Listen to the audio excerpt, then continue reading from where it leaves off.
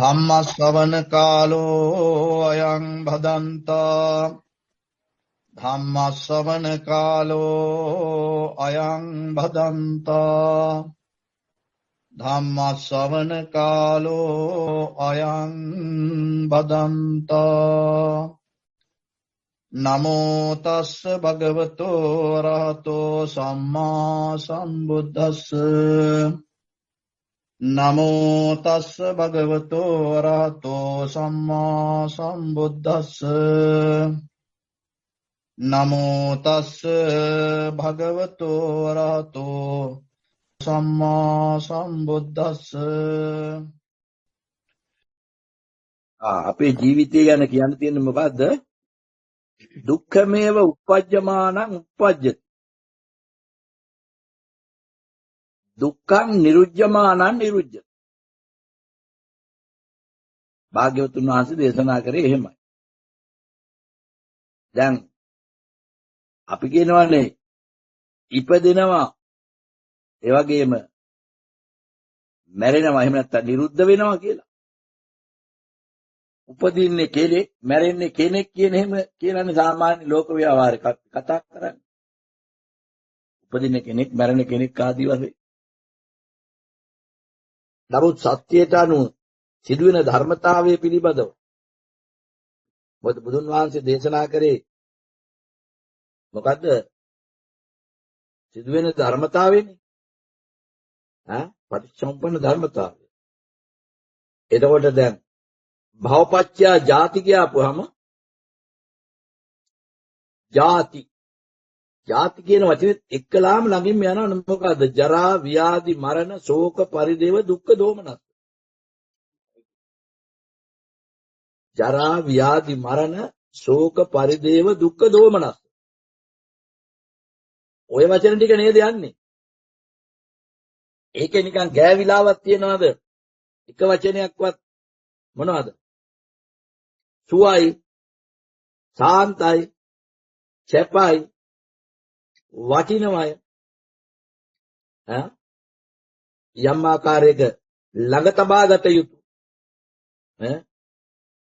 අත්නෑර පරිපාසානං කළ යුතු ආකාරයට අදාළ වෙන විදිහේ වචනයක්වත් තියෙනවද? නැහැ. මොකද ඊතුරු වචන ටිකම භවපච්චය ජාති ජාතිපච්චය මොකද්ද? ජරා මරණ ශෝක පරිදේව දුක්ඛ දෝමනස් උපාය. එතකොට එහෙනම් ඒව ඔක්කොම එකතු කරපුවම තනි වචනේ මොකද්ද කියන්නේ? දුක්ඛං. අර ඒක තවත් එහාට පැහැදිලි කරනවානේ අර ධම්සප්පවතුන් සූත්‍රයේදී පටන් ගන්න තැනම ජාතිපි දුක්ඛං ජරාපි දුක්ඛං ව්‍යාධිපි දුක්ඛං මරණම්පි දුක්ඛං අප්පියේ සංපයෝගෝ දුක්ඛෝ යේ විපයෝගෝ දුක්ඛෝ යම් පිච්ඡන් නලබති තම්පි දුක්ඛං. සංක්ෂිප්ත කරලම සම්පූර්ණයෙන්ම මොනවාද කැටි කරලා කිව්වොත් පංච උපාදානස්කන්ධයම දුකයි. පංච උපාදානස්කන්ධය දුක්ඛයි. ඒතර භවපච්චය ජාති කියන්නේ පංච උපාදානස්කන්ධය හට ගැනීම. ඒක සම්පාදනය කියන වාක්‍යයේ කිව්වේ දුක්ඛමේව uppajjamaනං uppajjati. උපදින්නේ දුක.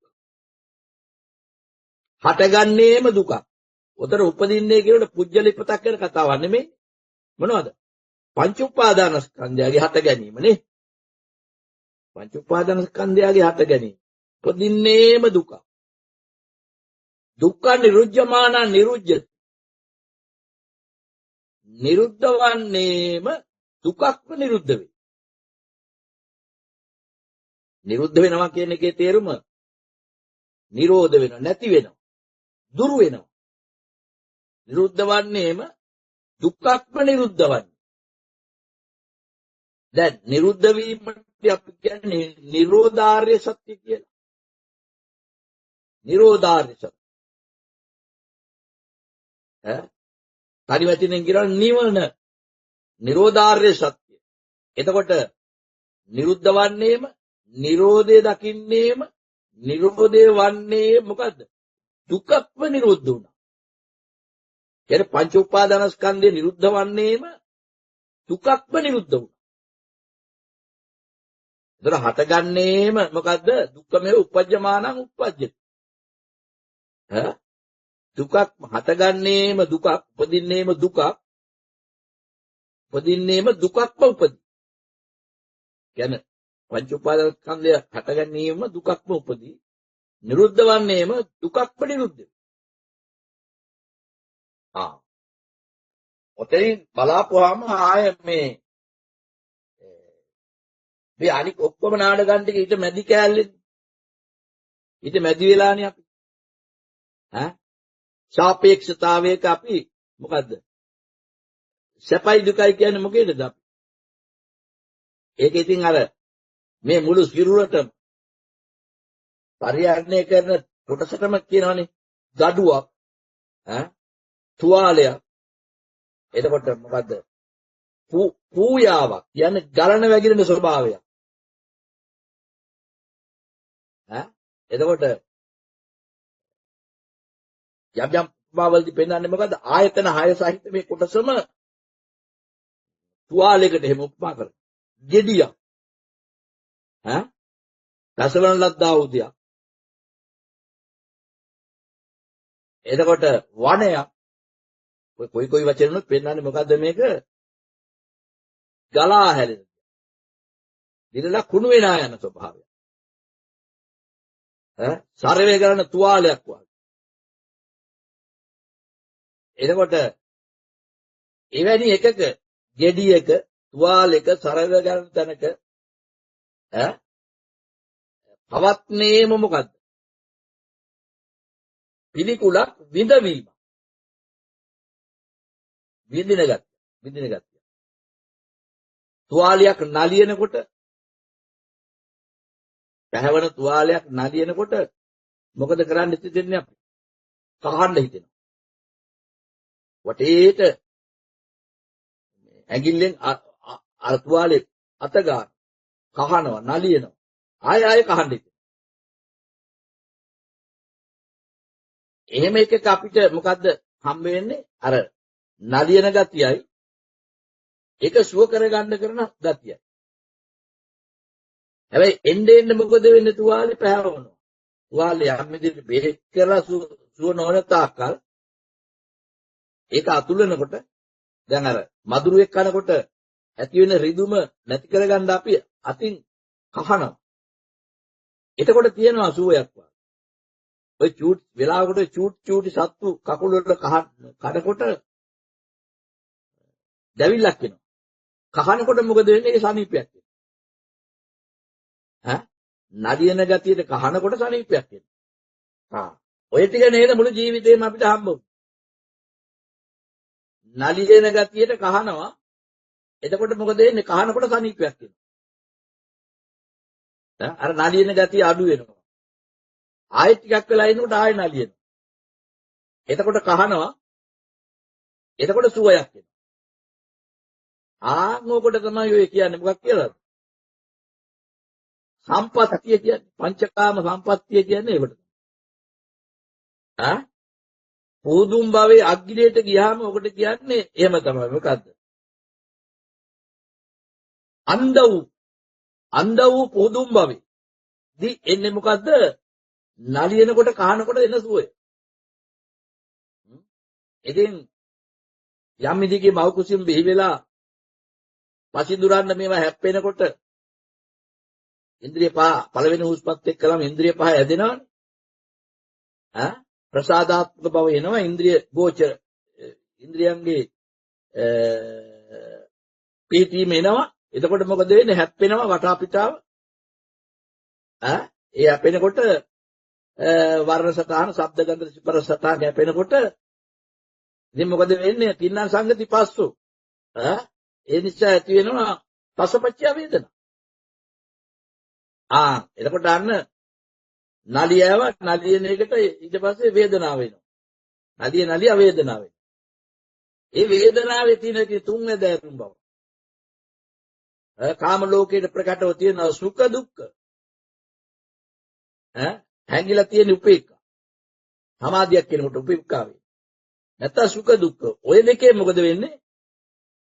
සුඛ වේදනාවේදී සුඛ වේදනාව ගන්න දුක්ඛ වේදනාව අහක් කරනවා. ඉතින් නලියනවා කහනවා. එදා ඉඳලා මේ දක්වාම උනේ එච්චරම තමයි. වේදනා කියන தත්ත්වය දැන් තේරෙනවා ඔබට. කාම ලෝකයේ වේදනාව. මොකද්ද? දෙවදෑරුම් නලියන ස්වභාවය. එකකට කියන සුඛාස්වාදය, අනිකට කියන දුක්ඛාස්වාදය.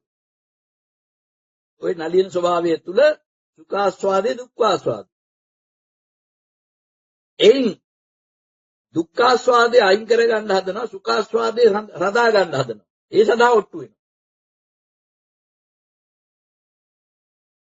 ඉතින් ඒක තමයි මේ කාම ලෝකය.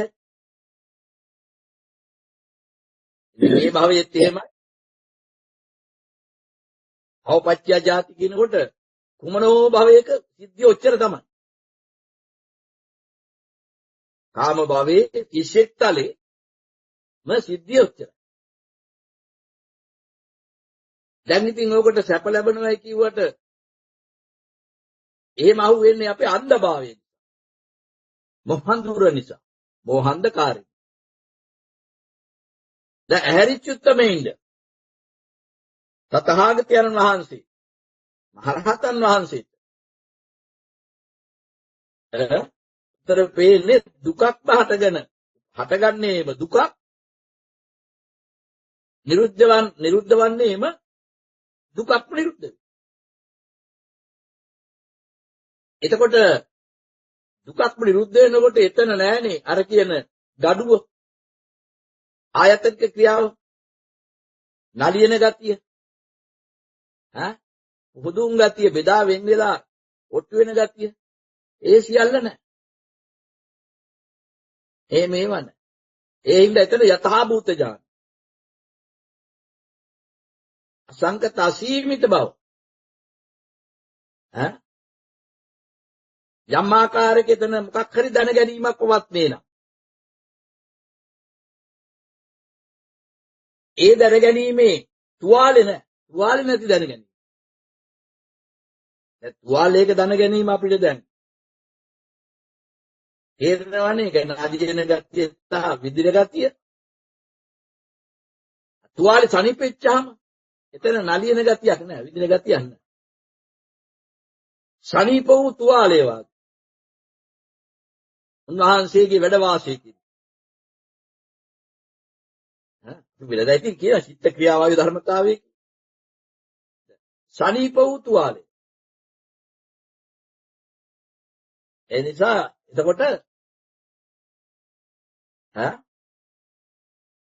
අර සිත කියන අහසි ඇඳෙන මොනවද? සිහින රේඛා. එච්චරයි. සිත අහසේ ඇදෙන සිහින රේඛා මොනවද? වචී සංකාරේ, එතන වචී විඤ්ඤාතිය, ඒ වගේම කාය විඤ්ඤාතිය. කාය විඤ්ඤාතිය, වචී විඤ්ඤාතිය. සිහින රේඛා. ඒ දෙකටම මුල මනෝ විඤ්ඤාතිය. මනෝමය ස්වභාවයක්. ඉතින් ඒක එතකොට දැන් එතන එහෙම දැක්කට පස්සේ මොකද්ද? අනිදස්සන විඥාණය තමයි යථාභූත ඥානය ඇති වුණා වූ. එනික පිරිනුවන් නොවැඩින තාක්කල් අනිදස්සන විඥාණය. පිරිනුවන් නොවැඩින තාක්කල් අනුපාදා පරිනිර්වාණය නොවන තාක්කල් අනිදස්සන විඥාණය. අසීමිතයි එළියයි ආලෝකෝද. ඒකයි නිරුද්ධ වන්නේම දුකක් නිරුද්ධ වෙයි. එතන දුක නිරුද්ධයි. දුක්ඛ විඳින්න නැහැ. විඳින්න කාරණේකුත් නැහැ. පංච උපාදානස්කන්ධ දුක්ඛ නිරුද්ධයි. ඉතින් ඔය කියන ධර්මතාවය සිද්ධ වෙන්නේ කොහෙන්ද?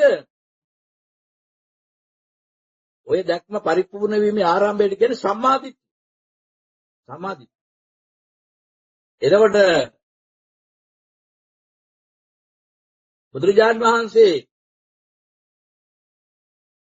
දේශනා කරන සම්මාදිට්ඨිය පිළිබඳව මේ ආකාරයට මොකද්ද?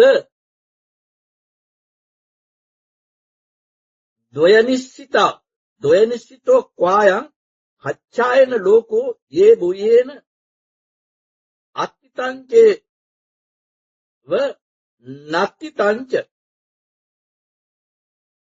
හච්ඡායනේ මේ ලෝකේ වැඩි වශයෙන්ම අන්ත දෙකකට යනවා. ලෝකේ නිතරම වැඩි වශයෙන් කියන්නේ මොකද්ද?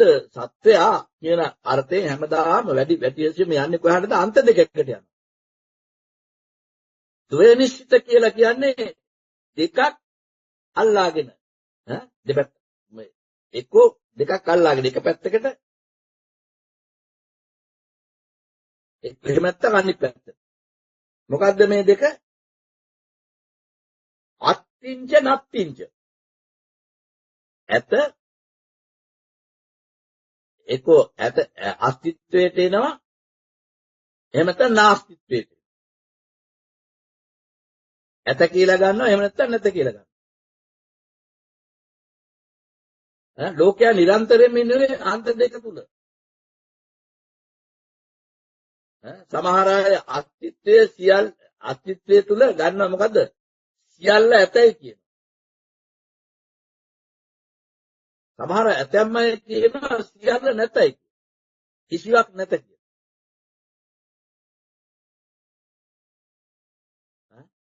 නමුත් ඔය අන්ත දෙක නෙමෙයි ධර්මයේ තේනකොට මොකද්ද? ධර්මතාවයට එන මොකද්ද? මැදුම් පිළිවෙත කියලා. ධර්මතාවයට කියන්නේ. මැදුම් පිළිබඳ බුදුරජාණන් වහන්සේ දේශනා කරනවා මොකද්ද?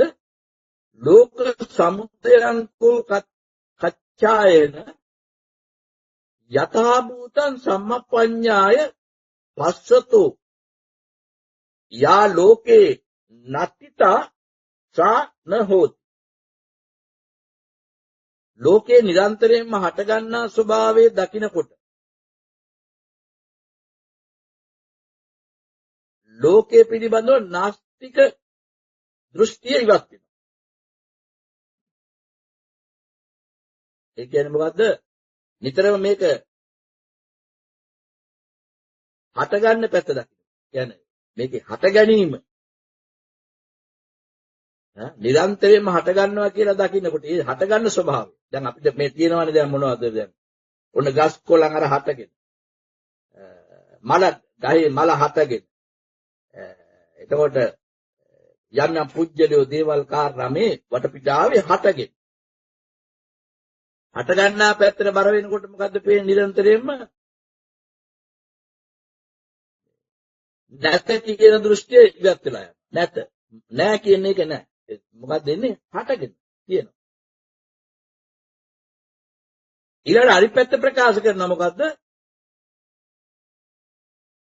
ලෝක නිරෝධං කෝ පච්චායන යථා භූතං සම්මප්පඤ්ඤාය පසතෝ යෝ ලෝකේ යා ලෝකේ අත්තා සා නහොත්.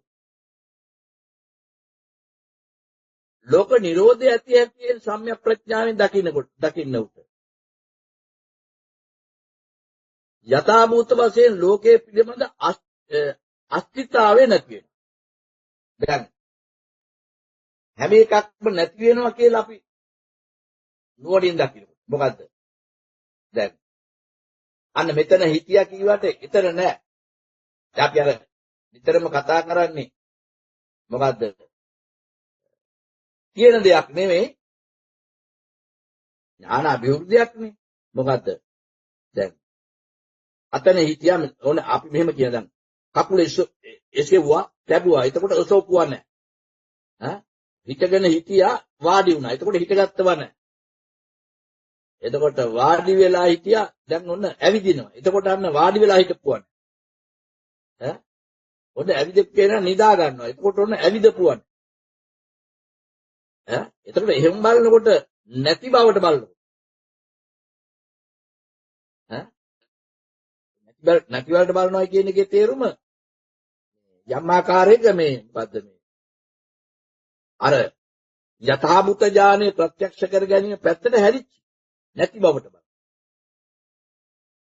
යම් ආකාරයකට ඇතේ කියලා බලන්න පටන් ගත්තොත් එහෙම නැති බව කියන අදහස යාට නැතුව යනවා. ඇතේ කියන එකේ බලනකොට අස්තිත්වය. දැන් මෙතන කතා කර කර ඉඳලා ඒ කට්ටිය ගිහිල්ලා. ඒ වුණාට එයාගේ හිත ඇතුලේ දැන් මෙතන මේගොල්ලෝ ඉන්නවන්නේ හිටියන්නේ ආදිවාසී ඇතේ කියන දෘෂ්ටියේ ඉන්නවා.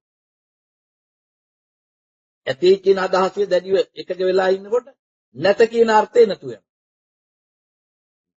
සම්‍යක් ප්‍රත්‍යාවකින් නැතේ කියන අර්ථය යමෙක් වටහා ගන්නකොට දැන් අපි අර මෙතෙක් කතා කරපුවකෝ අනුභව කරපුවකෝ ඊගියකෝ දැන් ඔය ආදී වශයෙන් බලද්දී නැත අර්ථය එනකොට ඇත්තේ කියන දෘෂ්ටිය නැතු වෙනවා. එතකොට එකක් මොකද්ද?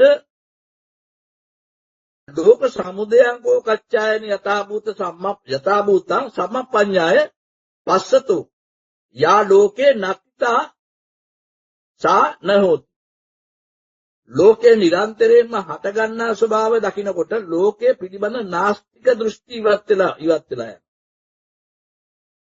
හට ගන්න පැත්තට බර වෙලා ඒ පැත්ත හට ගන්න පැත්ත ගැන බලනකොට අර නැත කියන අර්ථය ඒ දෘෂ්ටිය නැති වෙලා යනවා. ඊළඟට අනිත් පැත්ත කියන මොකද්ද? ලෝක නිරෝධංකෝ කච්චායන යථාභූතං සම්මප්පඤ්ඤාය පස්සතෝ යා ලෝකේ අත්තිතා සා නහොත්. අර නැතාර්ථය හැටියට සම්‍යක් ප්‍රඥාවෙන් දකින්නකොට යථාභූත වශයෙන් ලෝකයේ පිළිබඳ අස්තිත්වේ නැතු වෙනවා. එතකොට යාට නැතාර්ථය දකින්නකොට යථාභූත දකින්නකොට ඇත කියන අදහස නැතු වෙනවා. දැන් සලකා බලන්න ලෝකේ නිරන්තරයෙන්ම ඇති වෙමින් නැති වෙමින් යනවා. යථාර්ථයනුත් නෙමෙයි නැතාර්ථයනුත් නෙමෙයි නිරන්තරයෙන්ම ලෝකේ ඇති වෙමින් නැති වෙමින් යනවා. අපි කොච්චර දුරට ලෝකේ ඇති වෙමින් නැති වෙමින් යනවද කියලා බලනකොට භෞතික වශයෙන් කතාව භෞතිකව බැලුවොත් එහෙම අපිට එකාංශයක් කතා කරන්න වෙනවා. මොනවද? දැන් මේ ධාතු හතර. කෙරපෙන ඇදෙන රත් වෙන විසිරෙන. කෙරපෙන ඇදෙන රත් වෙන විසිරෙන ස්වභාවය. අපි කියන්නේ පඨවි ආපෝ තේජෝ වායෝ කියලානේ. ඒ ධාතු හතරේ ගුණාත්මක වේ ධාතු හතරේ ක්‍රියාව අපිට නැත කියන්නත් බෑ ඇත කියන්නත් බෑ. ඇතාර්ථයෙන් බැලුවොත් මොකද්ද වෙන්නේ? අර ධාතු හතරක් ඇත. ඒකෙන් බලන්නේ දැන් ඔය බාහිර ලෝකයා බලන්නේ පරමාණු. එයින් ඔබට ඒකේ තුල නියුට්‍රෝන, ප්‍රෝටෝන, ඉලෙක්ට්‍රෝන ආදී වශයෙන්. ඒ නුදුන අතරම වී දැන් තවත් එහාට. ඒකේ යම් ආකාරයක අර ක්වොන්ටම් ආදී එහෙම න්‍යායාත්මක යම් ආකාරයක ද්‍රව්‍යමය නොවන ගුණාත්මක වූ යම් සංසිද්ධියක් ඇත. ඒකත් ඒ අය කියනවා වර එක අංශුවක් වශයෙන් වර එක තරංගයක් වශයෙන්. තරංග වශයෙන් හෝ අංශුන් වශයෙන් ක්‍රියා වෙනවා. කියලා ඔන්න ඇතාර්ථයේ ගිහිල්ලා අන්තිමට ඒ අයට එහෙම කියන්න වෙනවා. තරංග වශයෙන් හෝ අංශුන් වශයෙන් හරි ක්‍රියා වෙනවා.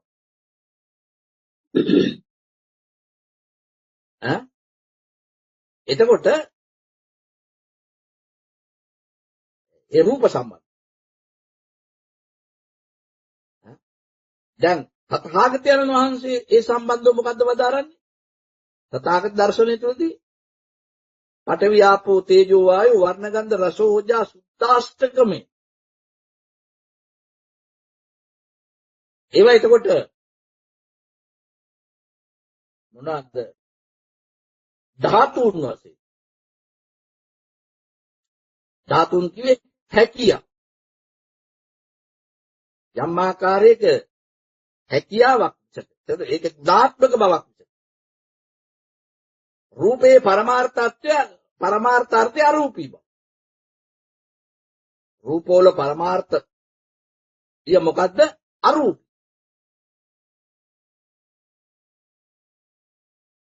එතකොට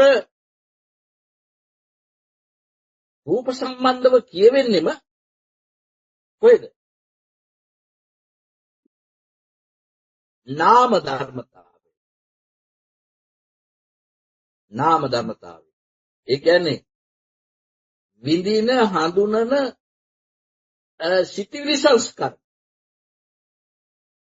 වේදනා සංඥා මෙන්න මේ ආකාරයයි කියලා වින්දනය කරන හඳුනන සිතිවිලි සංස්කරණයක් දැනගන්න. සිතිවිලි සංස්කරණයක් දැනගන්න. එතකොට අපිට එනවා මොකද්ද? රූප වේදනා සංඥා සංකාර විඥාන කියන ස්කන්ධ පංචකයේ හටගෙන නැසෙනවා. ඒකේ පෙන්වනවා ස්කන්ධ පංචකයගේ හට ගැනීමක් පෙන්වනවා නැසීමක් පෙන්වනවා. හැබැයි හට ගැනීමෙම නැසීම ස්කන්ධ පංචකයගේ හට ගැනීමෙම තියෙනවා නිරුද්ධ බව. හට ගැනීමෙම නිරුද්ධ බව. එතකොට දැන් හට ගැනීම කියන එක ගන්නෙත් නැහැ, නැසෙනවා කියන එක ගන්නෙත්. මොකද? හට ගැනීමක් නැසීම. ස්කන්ධ පංචකයේ හට ගැනීමක් නැසීම. අනේ එතෙන්ද කියන මොකද? උපාද වය. උපාද වය. උපාද වය ධම්මි. උපජ්ජිත්වා නිරුද්ධං. හට ගන්නෙම නිරුද්ධ භාවය. හට ගැනීමෙම තියෙන නිරුද්ධ භාවය. හට ගන්නෙම වැය වෙන්නේ. එතකොට යමක් හටගත්ත යමක් පෙර වුණා කියන කතාව නෙමෙයි. යමක් කියන අර්ථය නෑ. උතන යමක් කියන කතාව නෑ. දැන් ඔය යමක් කියපු ගමන් තියෙන යමක් යම් දෙයක්. එතකොට එන්නේ භෞතිකම. එතකොට හට ගැනීමේ නැසීම දකින්නකොට මොකක්ද වෙන්නේ? හේතු ප්‍රත්‍යයෙන් හටගෙන නැසෙන.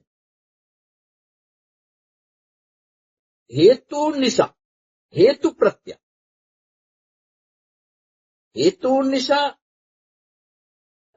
අපි අහු වෙනවා.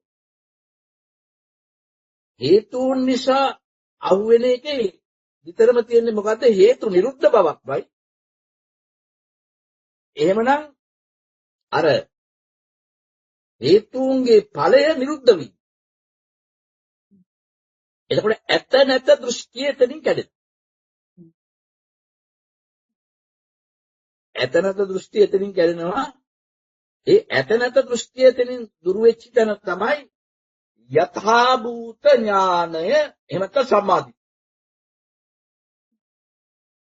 එතකොට අපිට බර වෙන්න බෑ. මොකේද බර වෙන්න බැරි?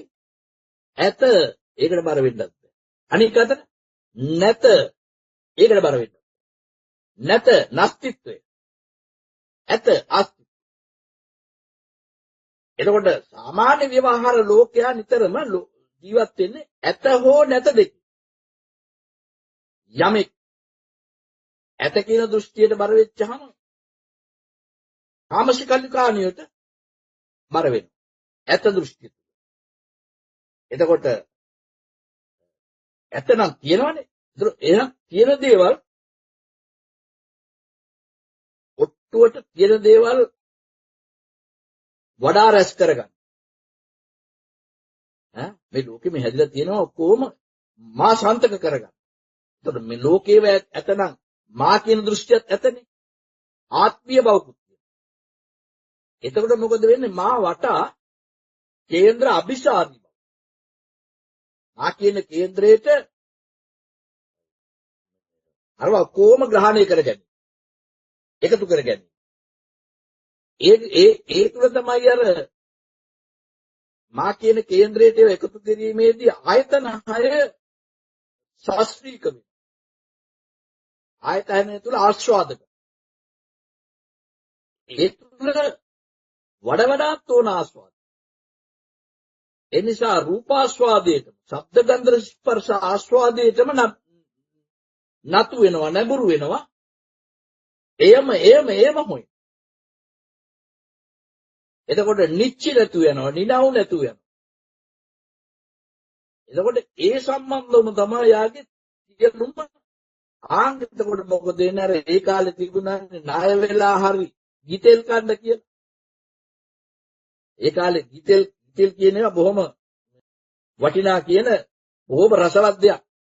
ඒ කාලේ තිබුණාදර ඔකට තිබුණා මොකක්ද අර ගාතාවක් එම ගිතෙල් කන්න කියලා. ණය වෙලා හරි ගිතෙල් කන්න කියලා.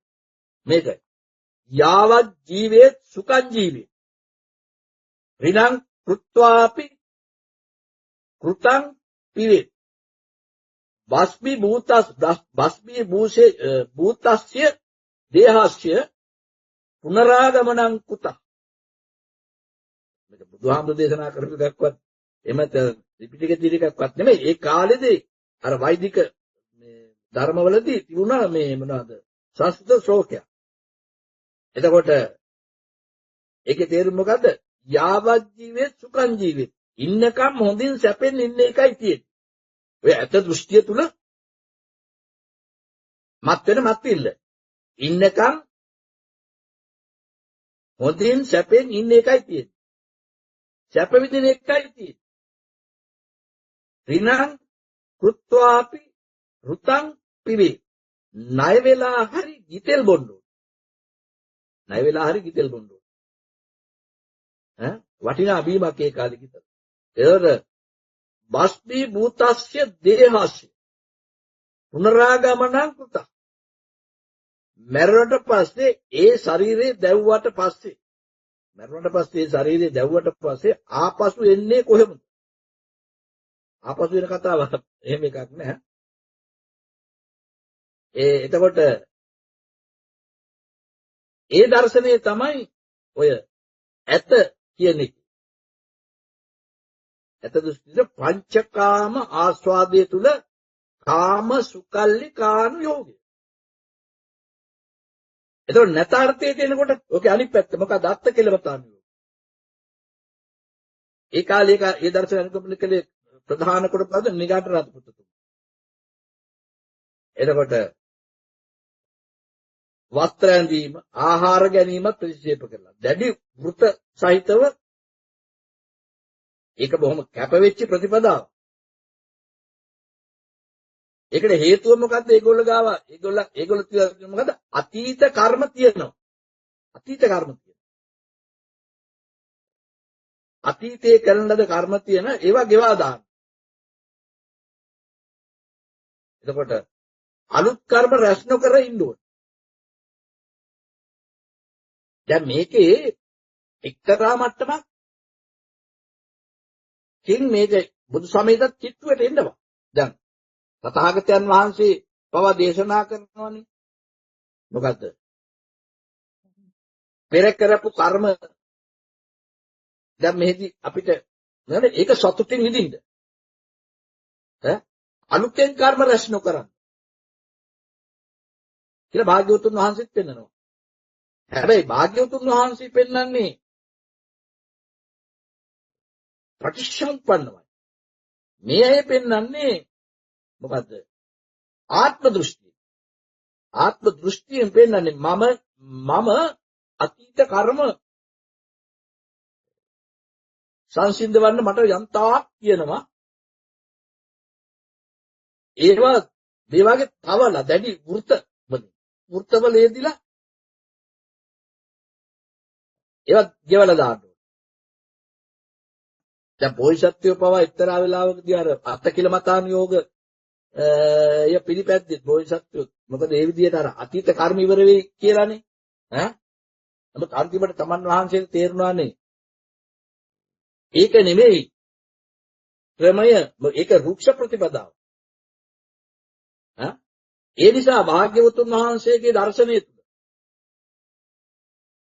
අපිට පෙන්වන්නේ කෙනෙකුට යථාභූත ඥාන ඇතිවීම සඳහා යන ගමදී තමන් වහන්සේ පවා එක්තරා විදියකට අර බෝධියට කිට්ටු වෙනකොට අවබෝධය සඳහා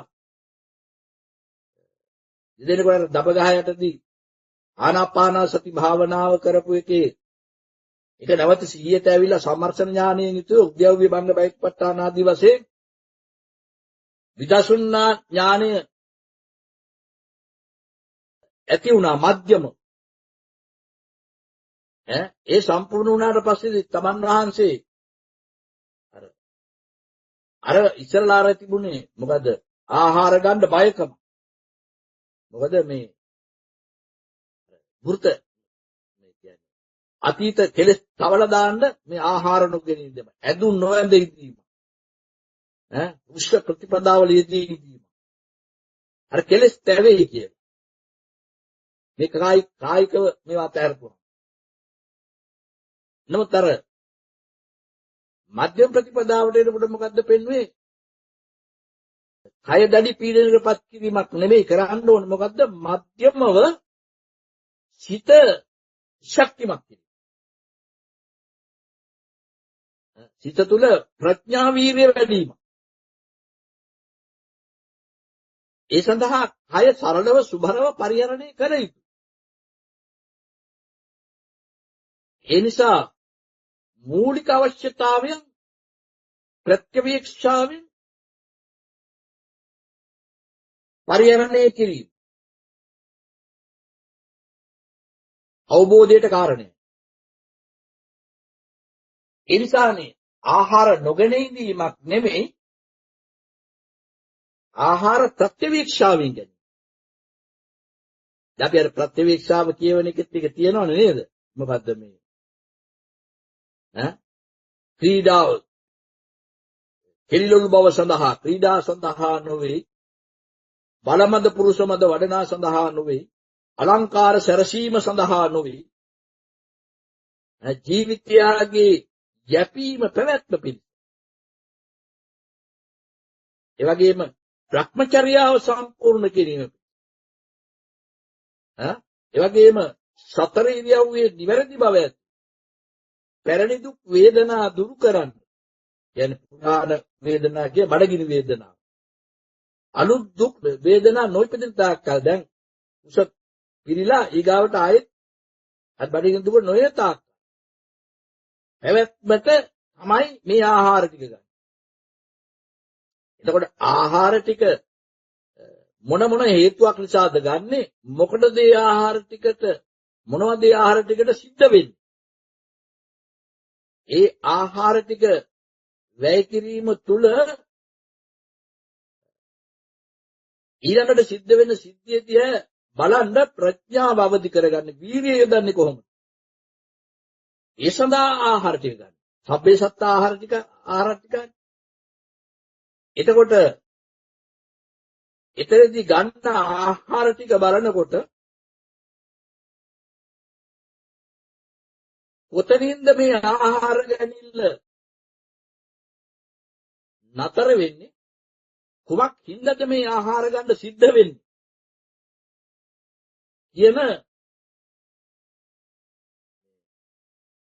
ධර්මතාවයේ අතැබුලක්ෂේ ප්‍රත්‍යක්ෂ වෙන්න පටන් ගන්නවා ඒ උඩ තමයි දේශනා කළේ සබ්බේ සත්ත ආහාර ටික සබ්බේ සත්ත ආහාර ටික කියලා බුදුරජාණන් වහන්සේ පෙන්නකොට කොච්චර යහට යනකල් ඒ ගැන පෙන්නුවා. පේනවද කෙනෙකු? බලන්න සිද්ධ වෙනවද? මේ අතරගත්තු බත් පිට කටට දාලා හපලා ගිරින කොටසේ ඉඳලා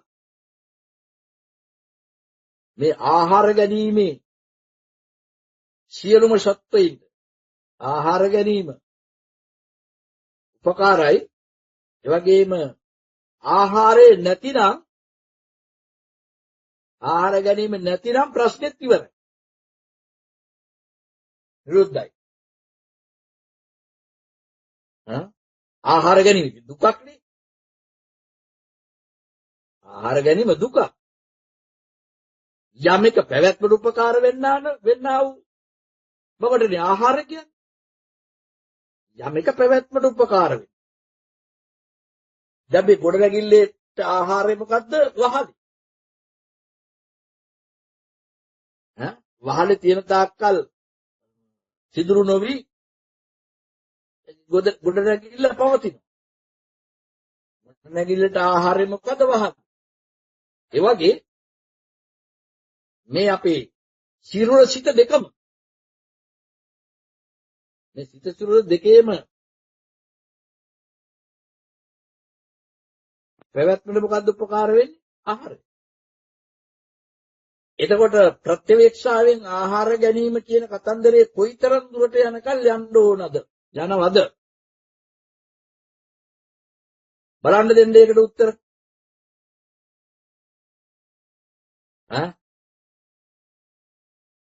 දෙන්න උත්තරයක්. ශරීරයේ පැවැත්මට. ශරීරයේ පැවැත්මට. ඔව් අනික් අය දෙන්න උත්තර. මේ ආහාරය කොපමණ දුරට පවතිනවද?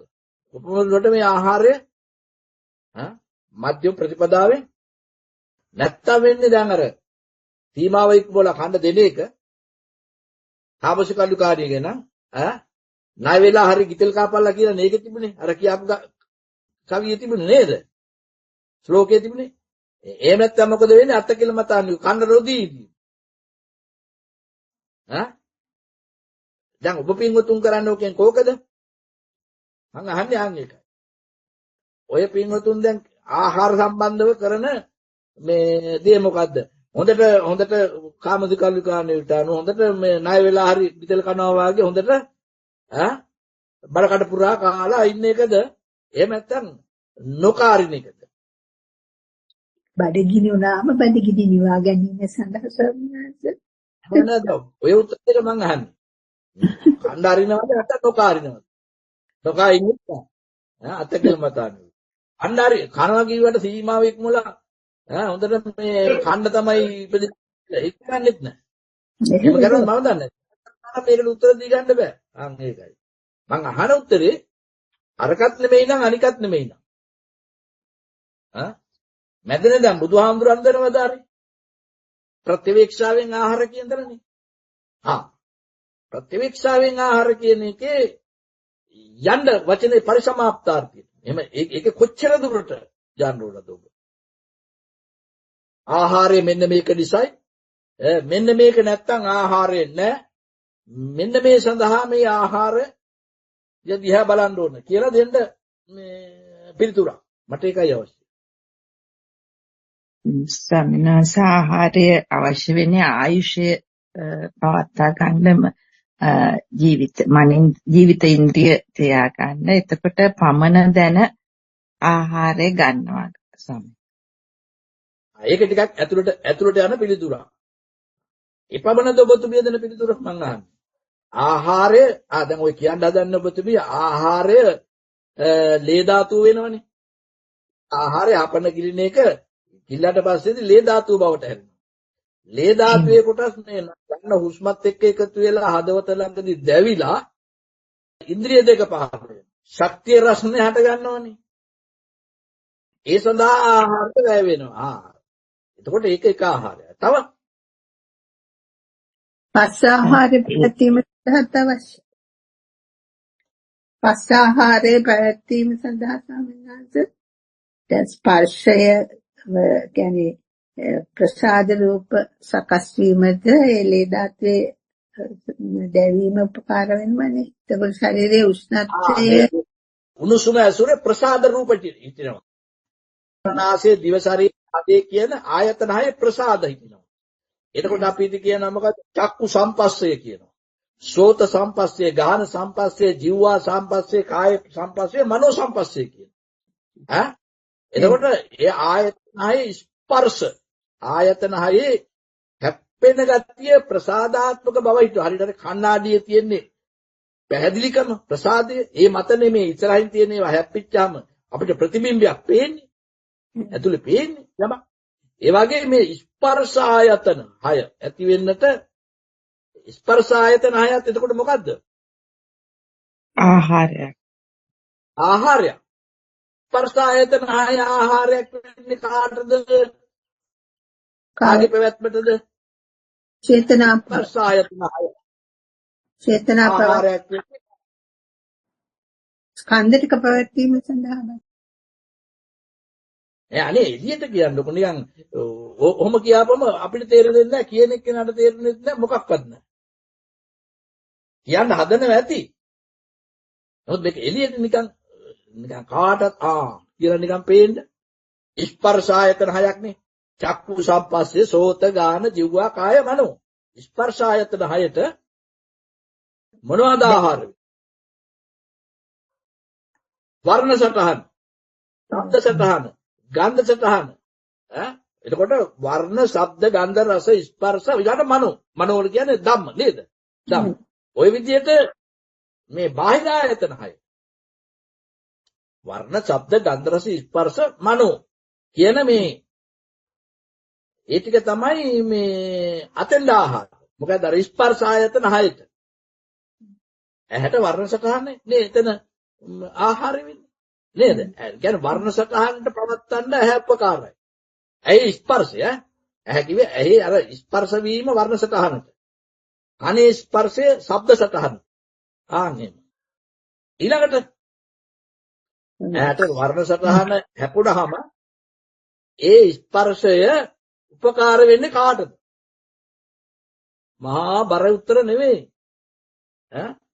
ඇහි ප්‍රසාදයට අර වර්ණ සටහන හැප්පිච්චාම ඒ කාරණේ ආහාර වෙන්නේ ඊළඟට කාටද? විඥාණයට. ඇයි ස්පර්ශ ප්‍රත්‍ය විඥාණයෙන්? අස්තපච්චය වේදනා තණ්හා කියලා කීවට ඒ ස්පර්ශ ඊගාවට විඥාන. විඥාන ආහාරය. විඥාණය තුල ඊගාවට විඥානේ කාටද ආහාර වෙන්නේ? මනෝ සංචේ. මනෝ සංචේතනෙ. අර සිත තුල රූප ඇත හෝ නැත හෝ ඒ වාගේ අර නේව සංඥා ඇතෙන දක්වා සමාධිගත භාවයට උපකාර විඥානේ පිරිසිදු මනෝ විඥානේ.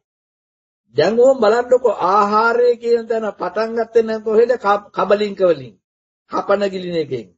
ඒක ඔන්න ලේ බවට හැරිලා එතනින් ගිහිල්ලා ඔන්න ඇති වුණා මොනවද? ආස්වාස වාතයත් එක්ක වැවෙලා අර ශක්තිය රස්නේ. ශක්තිය රස්නේ ඇතුලෙන් ඒ රස්නේ ගතිය වෙද්දලා ප්‍රසාද.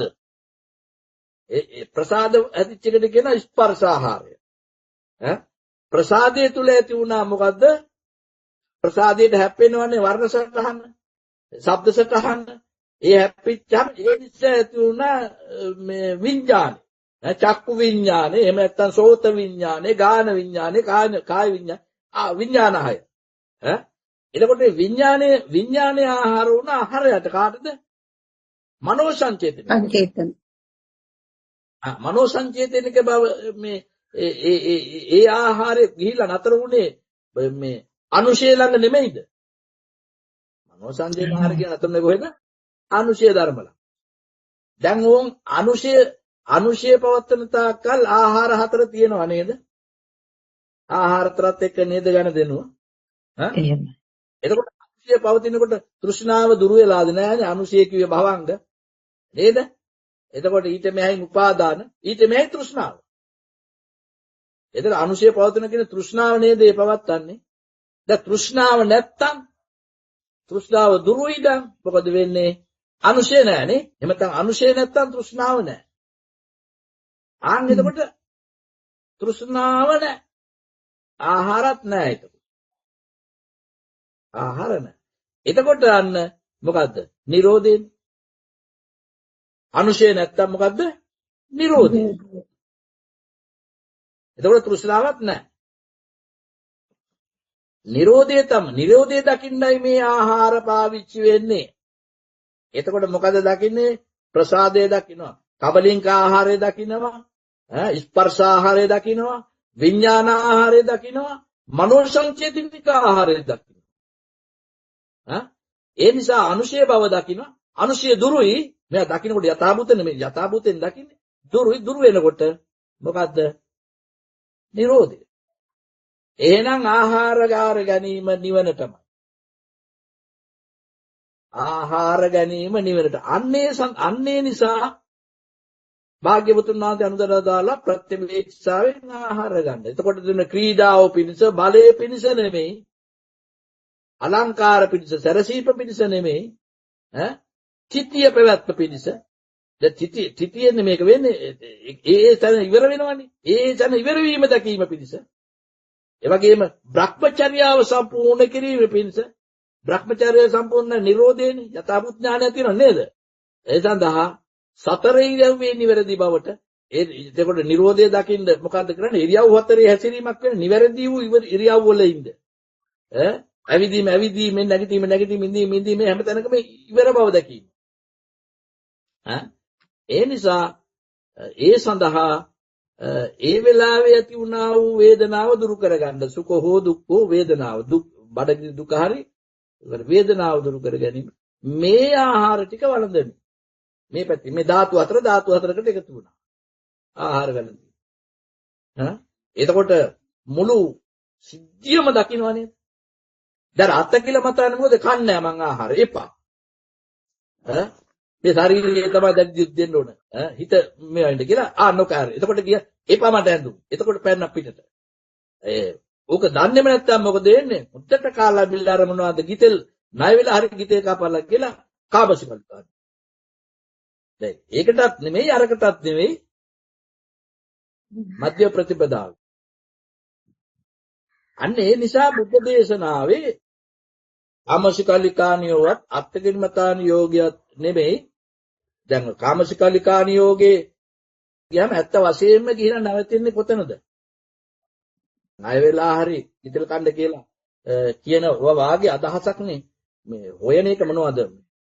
රූප හොයමින්, ශබ්ද ගන්ධ ස්පර්ශ හොයමින්, පංචකාම ආස්වාදයේ තුල ඇලී ගලී වාසය කිරීම ගිහිල්ලා කාමසිකල්ලි ගිහිල්ලා නතර වෙන්නේ කොතනින්ද? එම්බ පිටින්ම ගිහිල්ලා කොහාටද බහින්නේ? කොහාටද ගිහිල්ලා බහින්නේ? ඡේද දෘෂ්ටි කියනෝනේ ගිහිල්ලා කොහෙද නතර වෙන්නේ කියලා මං අහන්නේ. දෘෂ්ටිය නම් ඒක වෙන්න පුළුවන්.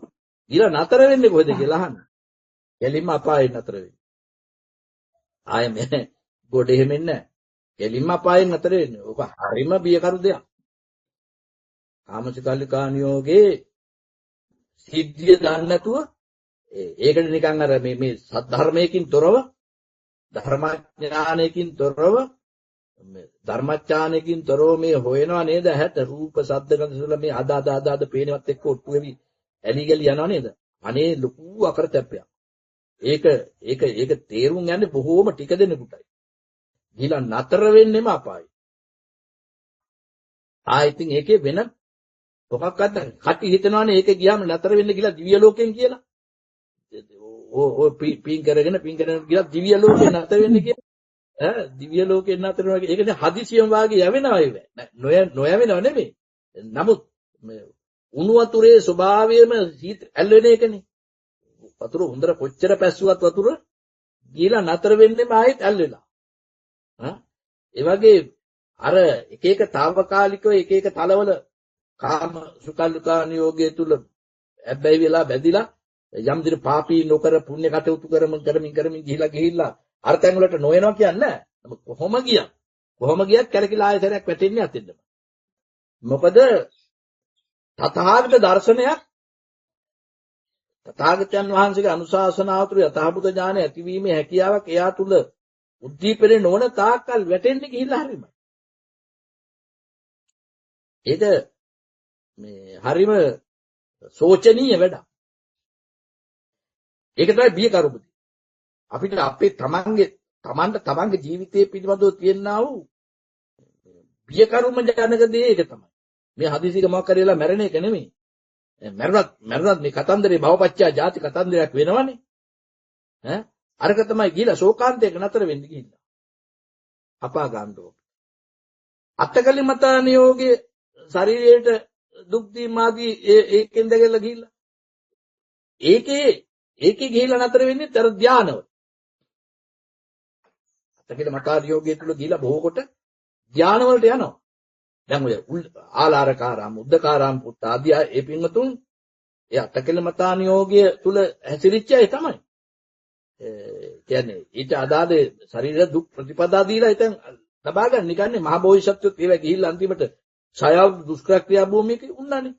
එතකොට පංචවාග්ගීය භික්ෂුන් වහන්සේලා තියන්නේ හැබැයි ඒකේ තියෙනවා අර මේ ඊට වඩා වීර්යයක් තියෙනවා. වීර්යයක් ගිහිල්ලා ඒ තන්තගාමිය ගිහිල්ලා නතර වෙන්නේ දුක්ඛ අනරියෝ. අනරියෝ. ඒකෙන් ගිහිල්ලා භවග්‍රේ කල්ප කරන හිටියත් ආපහු ආයෙත් වැටෙන්නේ අපායට. ආයෙත් වැටෙන්නේ අපායට. සමහරක් අය හැබැයි බේරෙනවා. ඒක අර දැන් අපි හිතමුකෝ උල්ල කාශ්‍යප ගාය කාශ්‍යප නදී කර අත්තකිලමතාන්ගෙන් ගිය අය ඒ වුණාට භාග්‍යවතුන් වහන්සේ මුණ ගැහිච්ච නිසා ඒගොල්ලෝ බේරුණා. පංචවග්ගීය භික්ෂුන් වහන්සේලාත් බේරුණා. ඒ බුදු කෙනෙක් පහළ වෙන සමයේදීනේ භාග්‍යවතුන් වහන්සේ නමක් ලෝක පහළ වෙන සමයේදී අත්තකිලමතාන්ගෙන් ගිය අයට ඒ chance එක තිබුණා. මිය පරලෝක ගිය අයට ඒත් නැති වුණානේ. දැන් කාලදේවර තාපසයට පව ඒව නැති වුණා. මේ දෙනාටත් ඉතින් ඒ කියන විදිහ නෑනේ දැන් කවුද? ආලාරකාර මුද්දකාරාමාදී පිළිතුරු නේව සංඥා න සංඥා තියෙන තුන උද්දකාරාම පුත්තට. ඒකට ආලාරකාරම් තුමා තිබුණා මේ ආකින්චඤ්ඤාය. කිසිවක් නැහැ කියන ආයතන තියෙනවා. ආකින්චඤ්ඤායතන ලොකු මේවා අභිච්ඡාවලට කිට්ටු අභිච්ඡානේ. ආකින්චඤ්ඤායතන. එතනින් කියන්නේ නේව සංඥා න සංඥා තියෙන තුන උද්දකාරාම පුතුමාට. නමුත් ඒ දෙන්නත් නැහනේ. බුදුහාමුදුරු ධර්ම දේශනා කරන්න බලනකොට ඒ දෙන්නත් සමයදීලානේ. එතකොට දැන් පංචාභිජ්ජා උපදගත් තවත් කෙනෙක් ඉතින් ප්‍රධාන වශයෙන්ම දේවදත්ත හාමුදුරුවෝ පංචාභිජ්ඤා අට සමාපatti උපදගත්ත කෙනෙක් නිකම්ම නෙමෙයි ලොකු වීරියකින් ඒකට කැප වෙලා කටයුතු කරපු රාජකුමාරයෙක්. ඒ රජකුම පැත්තක තියලා ඒ වැඩේට බැහැලා දැඩි වෘක්ෂ ප්‍රතිපදාවල යෙදිලා ඒ පංචාභිජ්ඤා උපදගත්තු තැනත් ඒක බොහෝ ශ්‍රාවකයින්ද බෙදා හැරපු කෙනෙක්. බොහෝ අයට දේශනා කරපු කෙනෙක්. නමුත් අන්තිමට එවැනි තැනක හිටපු කෙනෙකුටත් අනේ සිද්ධ වුණේ බුද්ධ ධම්ම සංඝ ත්‍රිවිධ රත්නේ නැතුව ගිය නිසා ගිහිල්ලා නතර වුණේ අපායකනේ. ඒ බණ පොතේ කියන විදිහට එයා ගිහිල්ලා නතර වෙන්නේ අපායේ. එතකොට මේ ජීවිතයේදී රාජකුමාරයෙක් මොනතරම් කැපවීමක් කරලාද මොනතරම් විශාල පිරිසකගේ ප්‍රධානියා වෙලා ඉඳලාද.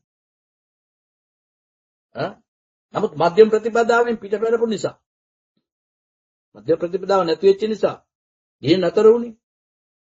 දැන් එතුමම කියනවානේ වරපහ ඉල්ලනකොට භික්ෂුව දිවි හිමියෙන් පින්ඩපාතෙන් යැපෙන්න ඕන. බලනකොට වැදගත්කමේ හැටියට කතාව කොච්චර වැදගත්ද බලන්න. භික්ෂුව දිවි හිමියෙන් ගෙන්ගෙට ගිහිල්ලා පින්ඩපාතෙන් යැපෙන්න ඕන. ඒක එයාට කියන්න බෑ, එතුමට කියන්න බෑ කාටද දේවදත්ත හාමුදුරුවන්ට පංචාභිජ්ජා උපදගත්තු කෙනෙක්. ඒක කියන්න පුළුවන් උනේ මොකක්ින්දද? එහෙම කරපු නිසා අය. එහෙම කාලයක් එයා කරපු නිසා. නිකම්ම කියන්න බෑ බුදු කෙනෙක් ඉස්සරහ වර ඉල්ලන්න බෑ නිකන් ආවට ගියාට කෙනෙකුට. දැන් සමච්චල් වෙනවා. එයා දිවි හිමියෙන් මේ විදිහට හැසිරෙච්ච බව. පින්ඩපාතෙන් ජීවිතේ. භික්ෂුව දිවි හිමියෙන් මස් මාළු රොකෑයි. එයා ගත්තේ නැති හින්දායි. භික්ෂුව දිවි හිමියෙන් රුක් මුල වල වාසය කළ යුතුයි. ගස් බෙනේල රුක් මුල මිසක භික්ෂුවට බෑ ආරාමයක ආවාසයක් හදා ඉන්න බෑ. දිවි හිමියෙන් මෙයා කරන්න ඕනේ. භික්ෂුව දිවි හිමියෙන්ම වෘක්ෂ සිවුරු දරන්න ඕනේ. ඒ කියන්නේ පාංශු කුල සිවුරු දරන්න ඕනේ. ඒවා එම හිතපෙilla ඉල්ලන්නේ බුදුහාමුදුරන්ගේ. නම් බුදුහාමුදුරන් ඕනකම තිබුණේ ඒ විදිහේ අත්තකිලමතා නියෝගයට තල්ලු කිරීමක් නෙමෙයි. එවන් අභිජ්ජා උපදින්න පුළුවන්. නමුත් තථාගතයන් වහන්සේට අවශ්‍ය වුණේ ආහාරයේ තෘෂ්ණාව නිසා ආහාරයේ තෘෂ්ණාව දුරු වීම සඳහා ආහාරය දුරු කරන්න යනවා නෙමෙයි. තෘෂ්ණාව දුරු කිරීමේ ක්‍රියාන්විතයේ යෙදෙන්න. ප්‍රඥා වීර්යය දියුණු කරන්නට ආහාර ගත යුතු ආකාරය. ඒ ආහාරයේදී මේ ශරීරය සම්බන්ධයෙන් පෙන්වන්නේ කබලින්ක ආහාරය. එතනින් එහාට ස්පර්ශ ආහාර, මේ විඥාන ආහාර, මනෝ සංචේතනික ආහාර. ඒතර ආහාර වර්ග තුනක්ම තිබේ. සිත සම්බන්ධවනේ. ස්පර්ශයේ මනෝ සංචේතන විඥාන එක කොටස නෙමේ ආශ්‍රය ලේ ධාතුවයි කියන කොටස තියෙන්නේ. ඒක තථාගතයන් වහන්සේ කෙලිම පෙන්වුවේ මේකේ දාර්ශනික බව. මේකේ ධර්මතාවය යමක් සිදුවේද සිදුවෙන ධර්මතාවය විතර ප්‍රතිසම්පන්න බව දකින්නේ මධ්‍යම ප්‍රතිපදාව. අර රුක්ෂ ප්‍රතිපදාවට නැත කියලා මතානියෝ. ඒ අත්තකිලමතානියෝ කියලා අභිඥාව උපදගන්න. ඒක නිසා තථාගතට විරුද්ධ වෙන බලන්නකො ඒ කියලා වැටෙන්නේ අපායට. එතන කාමසිකල්ලිකාරෙන් අත්තමිලවල දෙකෙන්ම ගිහිල්ලා නතර වෙන්නේ අපායි. දැන් මේක අපිට තේරුම් ගත්තොත් විතරයි ගමන අනියම් නොවේ. නැත්තම් අපි අනියම් ගමන කියන්නේ නිකන් නිච්චිනව නැති ගමන කියන්නේ. මේ කාරණේ ලැබුණොත් විතරයි යාට ගමන ආන්තය පේන්නේ. ආර්ය ප්‍රඥාව තුල මේ මොකද්ද ආමග දුරයි යායුතු මග කෙටි කියලා පේන්නේ. දැන් ওই සම්බන්ධව තියෙන මේ ගීතයේදී කියන්නේ මොකද්ද ආමග කෙටි යායුතු මග දුරයි කියලානේ. ඒ කියන්නේ තව ඵලයන් කියන එකනේ තව නිමක් නැතුව යන්නයි තියෙන්නේ කියලා. ඒ කතා කරන්නේ මේ තනි ජීවිතයක් අල්ලලා. ඒ ගීතයට කියන්නේ තනි ජීවිතයක. තනි ජීවිතයක ඉතින් අපි ලැබපු අත්දැකීම් වලට වැඩි තව මරකල අත්දැකීම් ලබන්න තියෙනවා කියන එකේ පෙන්වන්න හදන්නේ. අපිට කියන්න තියෙන සංසාරික පැවැත්මේලා. පුද්ගල දෘෂ්ටිය දුරු නොවන තාක්කල් භවපච්චය ජාති ධර්මතාවය. තිස්සෙක් තලේ භවයේ තිස්සෙක් තලේම වාසය වෙලා තියෙනවා. ඒ බවක් අපිට වැටහෙන්නේ ඒ බව ටික ටික හරි තේරෙනකොට අපි මොකද කරන්නේ කාමසුකල්ලිකා නියෝග අත්තකිලමතා නියෝගයක් කියන අන්ත දෙකටපත් වෙන්නේ නැතුව මේ ඇතිකල්ලි මෙවේ නැතිකල්ලි නොවේ කියන පටිච්චසමුප්පන්න ධර්මයට දැස ගන්නවා. ඒ කියන්නේ මේ මොකද්ද මේ ඇත්ත නැත දෘෂ්ටි දෙකට දැඩිව මැදින් දැන් මේ හේතු නිසා මේ ඵල මේ හේතු නැත්තම් මේ ඵල නෑ. එතකොට අපිට තියෙන්නේ ඒ ළඟින් මෙතනින්ම මොකද්ද දුකේ නිරෝධය. මෙතනමත් ඇලුනොත් බැඳුනොත් දුක්ඛ මේකෙමත් ඇලුනොත් ඇලීම බැඳීම අඩු නම් දුක්ඛ නිරෝධය. එතකොට මේ ඇතිකල්ලි වේ නැතිකල්ලි නොවේ. මේකෙත් පෙන්වන්නේ මොකේද? දැන් ධම්සප්පවතුන් සූත්‍රයේ දිහා බලනකොට අපිට ඒකේ පේන්නේ නෑනේ. පටිච්චසමුප්පාද ධර්මයේ තියෙනවද කියලා. බැලුමට ධම්මචක්කප්පවත්තන සූත්‍රයේදී පටිච්චසමුප්පන්න බවක් අපිට පේන්නේ නෑ. නමුත් ওই පළවෙනි සූත්‍රයේ තුලම ඔය සියලුම ධර්ම අන්තර්ගතයි. ඒතර ඒ තුල ඔය සියල්ලම අන්තර්ගතයි. යංකින් සමුදය ධම්මං සබ්බන්තං නිරෝධ ධම්මං යම් හේතු නිසා නැසෙනවා. නේද? එහෙනම් ඒ හේතු නැත්තම් නැසෙනවා. යම් හේතුන් නිසා හට ගැනීම ඒ හේතු නැතිවීමෙම නැසෙනවා. ඒ කියන්නේ මොකද්ද? මේ ඇතිකල්ලි වුණා නැතිකල්ලි නෑ කියන්නේ. හේතු නැසුණා කියන්නේ මොකද? නැතිකල්ලිනේ. නේද? හේතුන්ගේ හට ගැනීමනේ. ඵලෙ හේතුන්ගේ හට ගැනීම. කටයි අපි මේ වහ වැටෙන්නේ. කියන්නේ මැදි වෙන්නේ. යම් හේතුන්ගේ හට ගැනීමකට අපි මේ මොකද්ද මේ ප්‍රතිචාර දක්වන්නේ. එහෙම නැත්නම් දුක් වෙන්නේ හරි සතුටු වෙන්නේ හරි සාමාන්‍ය ව්‍යවහාර ලෝකය. ඒ කියන්නේ අර තුවාලයක නලියන ගතියයි තුවාලේ අර කහනකොට තියෙනා වූ සතුටයි නලියන ගතිය දෙක වේදනා ගතියයි කිව්වේ. අර නලියන ගතිය සතුට. නෙමෙයි. නලියන ගතිය වේදනාව. කහනකොට සනීපයි. ඒ තුවාලේ කහනකොට සනීපයි නලියන ගතිය වේදනාව. කියන්නේ නලියන දුක් වේදනාව. තුවාලයක් නලියනකොට ඉන්න බෑනේ. හේරන මං කියන එක නේද? තුවාලේ නලියනකොට ඉන්න බෑ. අපෝ හරි අමාරුයි. දුක් වේදනාව. හැබැයි කහනකොට මොකද වෙන්නේ? හරි සනීපයි. එතකොට තුවාලේ හැටි එහෙම තමයි. නලියනවා කියන්නේ පැහැවන තුවාලයක්. මේ සනීප වෙන එක නෙමෙයි. පැහැවන තුවාලයක හැටි එහෙම තමයි. නලියනවා. එතකොට අපිට ඔරොත්තු දෙන්නේ නැහැ. එතකොට මොකද කහනවා. කහනකොට සනීපයි. නලියන පැත්ත දුක් වේදනා. නලියන පැත්ත දුක් වේදනා. අර කහනකොට ගතිය සුඛ වේදනා. සනීප ගතිය. ඉතින් ඔහොම තුවාලයක් නෙමෙයි දන්න කියන කාලේ ඉඳලා මේ දක්වා. අපි දන්න කියන කාලේ ඉඳලාම මේ දක්වාම ඔයලි තුවාලයක් නේ. ඈ දුක් වේදනා නැති කරගන්නට සුඛ වේදනාව. ආය ආස්වාද කරනවා. වෙනවා. අර දුක් වේදනාව දුරු කරගන්න. එතකොට දැන් හේතුන්ගේ ඵලය. ඒ හේතුන්ගේ ඵලය. එතකොට යං කිංචි සමුදය ධම්මං සබ්බන්තං නිරෝධ ධම්මං. ඒ හේතුන්ගේ ඵල නිරුද්ධ වුණා. මේ හේතු ඇති කල්ලි මේ ඵලය. එතකොට හේතු නිරුද්ධයි ඵලයක් නිරුද්ධයි. මේ ඇති කල්ලි වේ නැති කල්ලි නොවේ කියන ධර්මතාවය ආවනේ පටිච්චසමුප්පන්න බව. ඈ එතකොට දැන් මේකාර පැහැදිලි කරනවා මොකද්ද ටිකක් අර මේ මහා චත්තාරික සූත්‍රය. මහා චත්තාරීසක සූත්‍රය. ඒකේ පරිසම්පාදයේ පෙන්වු කරන්නේ සම්මා දිට්ඨිස්ස සම්මා සංකප්පෝ පහෝති. සම්මා සංකප්පස්ස සම්මා වාචා පහෝති. සම්මා වාචස්ස සම්මා කම්මන්තෝ පහෝති. සම්මා කම්මන්තස්ස සම්මා ආජීවෝ පහෝති. සම්මා ආජීවස්ස සම්මා වායාමෝ පහෝති. සම්මා වායාමස්ස සම්මා සති පහෝති. සම්මා සතිස්ස සම්මා සමාධි පහෝති. සම්මා සමාධිස්ස සම්මා ඥානං පහෝති. සම්මා ඥානස්ස සම්මා විමුක්ති පහෝති. මේ 10ම එකට බැඳිලා තියෙන්නේ. 8යි අර විමුක්ති ඥාන දර්ශන කියන්නේ. එතකොට සම්මා දිට්ඨිස්ස සම්මා සංකප්පෝ පහෝති. සම්මා දෘෂ්ටියක් ඇති කෙනාට සම්මා සංකල්පය පහළ වෙනවා. එතන මේ ඇති කල්ලි මේ වේ. සම්මා දිට්ඨිය ඇති කෙනාට සම්මා සංකප්පය පහළ නැත්නම් සම්මා සංකප්පය එන්නේ නැහැ. සම්මා දිට්ඨිය නැත්තම්. එතකොට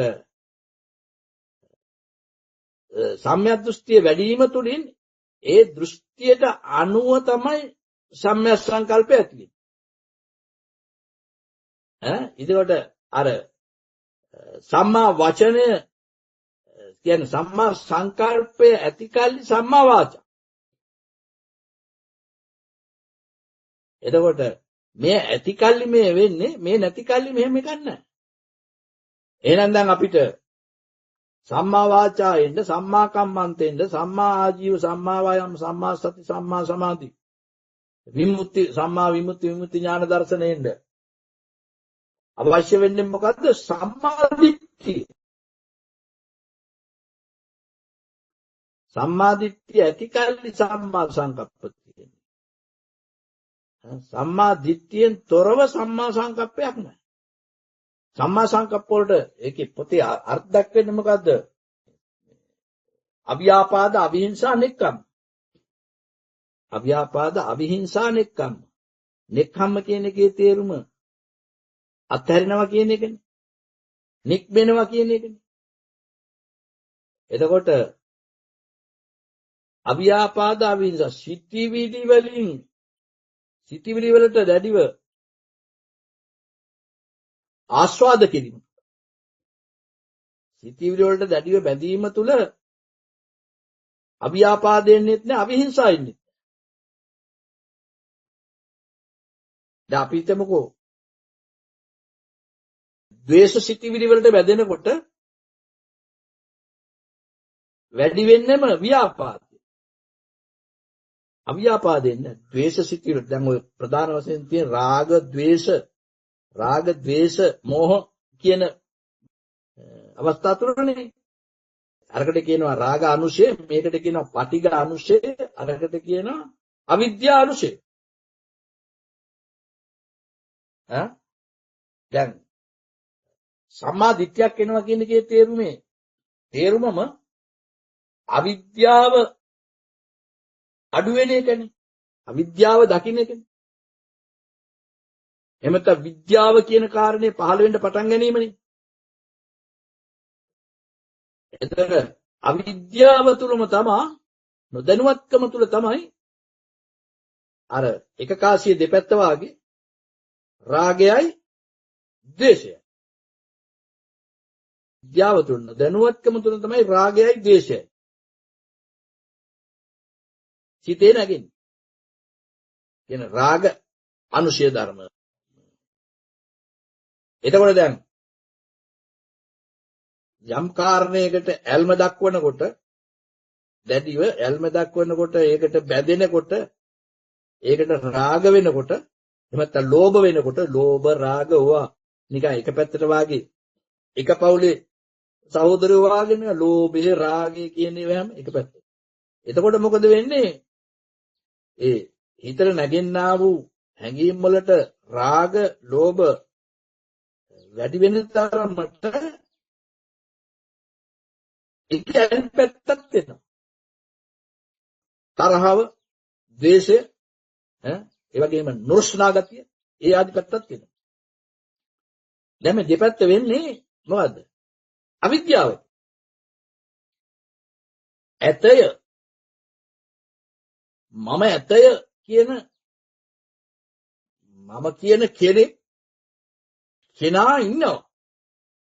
ඒකනේ. දෙයිද රැ වෙනකල්ම කෙනා ඉන්නවා. කෙනෙක් ඉන්නවා කියන දෘಢතර දෘෂ්ටියින්ද. දැන් සම්මාදිට්ඨිය දෙන්නේ මොකද්ද? අස්තිත්වය නැස්තිත්වය. ඇත නැත. කෙනෙක් ඇත කෙනෙක් නැත නෙවෙයි. මොකද්ද? කෙනා ඇත එවත කෙනෙක් නැත කියන මේ දෙකේ නෙවෙයි මොකද්ද? ඒ ඇති කල්ලි මේ ඇති කල්ලි වෙයි. ඒකනේ. එතකොට නිතරම තියෙනවා මේ මොකද්ද මේ මුණ ගැහෙන එකේ ලෙසීම. ලෙස්සලා යෑම. මේ ඇහෙන එකේ, පේන එකේ, දකින්න එකේ, විදින එකේ ඒක එහෙමම නෙමෙයි මේවා මේ හේතු මේ හේතු ඇති කල්ලි. දැන් මේ තප්පරේටම ලයිට් ගියොත් ඉවරයි. මේ තප්පරේටම ඉන්ටර්නෙට් එක මිස් වුණොත් ඉවරයි. මේ තප්පරෙන්ම මේ කතන්දර ඉවරයි. ඒ හේතු ටික තවම ගලාගෙන එන හින්දා. ඒ විදුලිය මේ ටියුබ් එක තුල ගලාගෙන එන හින්දා. ඒ ඉන්ටර්නෙට් එකෙන් ඒ චන්ද්‍රිකාවෙන් ඉන්ටර්නෙට් මේවා මේ ගලාගෙන එන හින්දා. ඒක ගලනවනේ. මේ පළමු තරංගේ නෙමෙයිනේ නේද? ඒවා ගලාගෙන නේද? පළමු එක නෙමෙයි. ඒ ගලාගෙන හින්දාවට මේ පේන්න පටන් ගන්නවා. මෙයාත් ඉන්නවා, මාත් ඉන්නවා, අරයත් ඉන්නවා. ඒ හඬත් ඇහෙනවා. ඔය විදිහට දැන් මොකද්ද? ඇත. දැන් අපිට පිදෙන්න එපා ඒක. බිදෙන්න ඕන මේ ඇති කල්ලි වේ නැති කල්ලි නොවේ. ඒ බිදිලා එන ඒක බිදෙන්න ප්‍රැක්ටිකලි බවක් තියෙන්න එපා නිතරම අර අපි හැමදාම කියන විදිහට සක්මනක සක්මන තුල වෙන්නා වූ අත්දැකීම. සක්මනේ කියලා මම සක්මන් කරන්න කියන එක නෙමෙයි මේ කියන්නේ. සක්මන තුල තියෙනා වූ අත්දැකීමක් තියෙනවනේ. එතනින් ශූන්‍ය බවට. ඒ සෙවීම යැවීම තැබීම ශූන්‍ය බවට. එතකොට ඒක අනිකුත් අවස්ථාවලදී කරන කියන හැම එකකේම ශූන්‍ය බව ඉවර බව. ශූන්‍ය බව නෙමෙයි ඉවර බව කියන්නේ. ඉවර බව. ඒ සිහිය. ඒ ඉවර බව දැකීම යෝනිසෝ බව.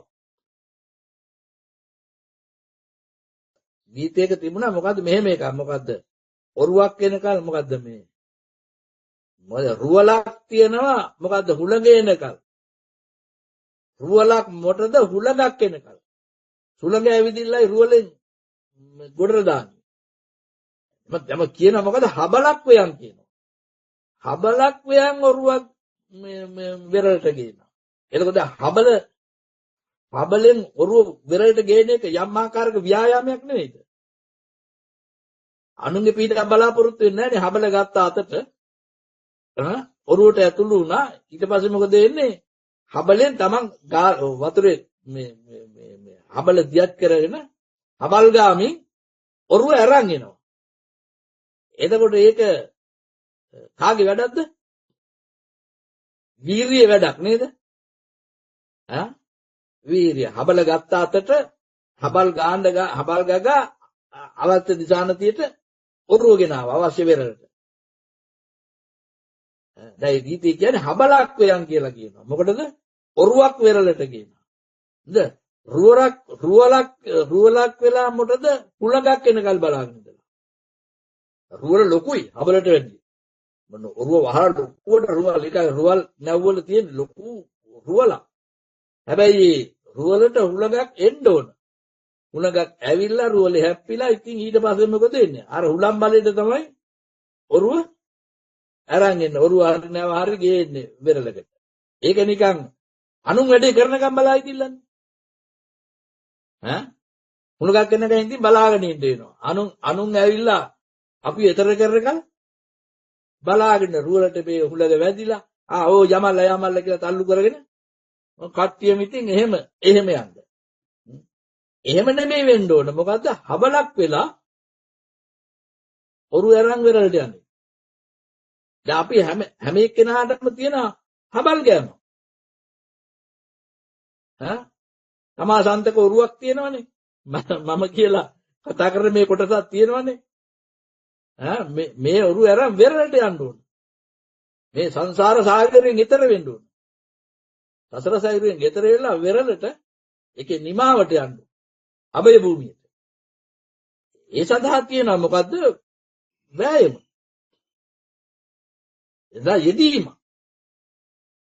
එහෙම නැතුව නිකන් මේ කවුරු ඇවිල්ලා යදවලා ගෙනියන කල් ඉඳලා හරියන්නේ නැහැ නේ. වෙන්නේ නැහැ. උනේ නැහැ. ඒ වගේ දැන් අපි අර මං කිව්ව අර සක්මන කියලා වචනේ කිව්වේ. එහෙම නැත්නම් වාඩි වෙලා ඉන්නේ. එහෙම නැත්නම් හිටගෙන ඉන්නේ. එහෙම නැතිනම් ඒ කුමන හෝ ඉරියව්වක එයාට තියෙනවා ව්‍යායාමයක්. ප්‍රඥාගෝචර යෝනිසෝ මනසිකාරයේ යුතු ව්‍යායාමයක්. ඒ හැසිරීමේ වාසය කිරීමේ තියෙනා වූ මොකද්ද? ද්‍රව්‍යමය බව නෙවෙයි.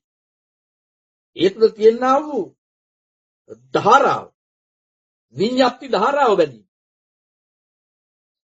යම් ආකාරයක ධාරාවක් කියන එකේ තේරුම නිකන් ගලන බවක්නේ. ගලන බවක්නේ පළමු එක නෙමෙයි පළමු වෙන එක නෙමෙයි. ඒකේ විඤ්ඤාප්ති ධාරාව. ඒක අර හොඳට ප්‍රකාශිතව බලන්න පුළුවන් තැනක් තමයි අපි අර කිව්වේ ඔසවන යවන තබන එකේ හැසිරීම එක ප්‍රකාශිතයිනේ. ඒ ධාරාව අපිට ප්‍රකාශිත වෙනවා. වාඩි වෙලා ඉන්න එකෙත් යාට හුස්ම දිහා බලාගෙන මේ හැම සැනේකම මේ පළමු එක නෙමෙයි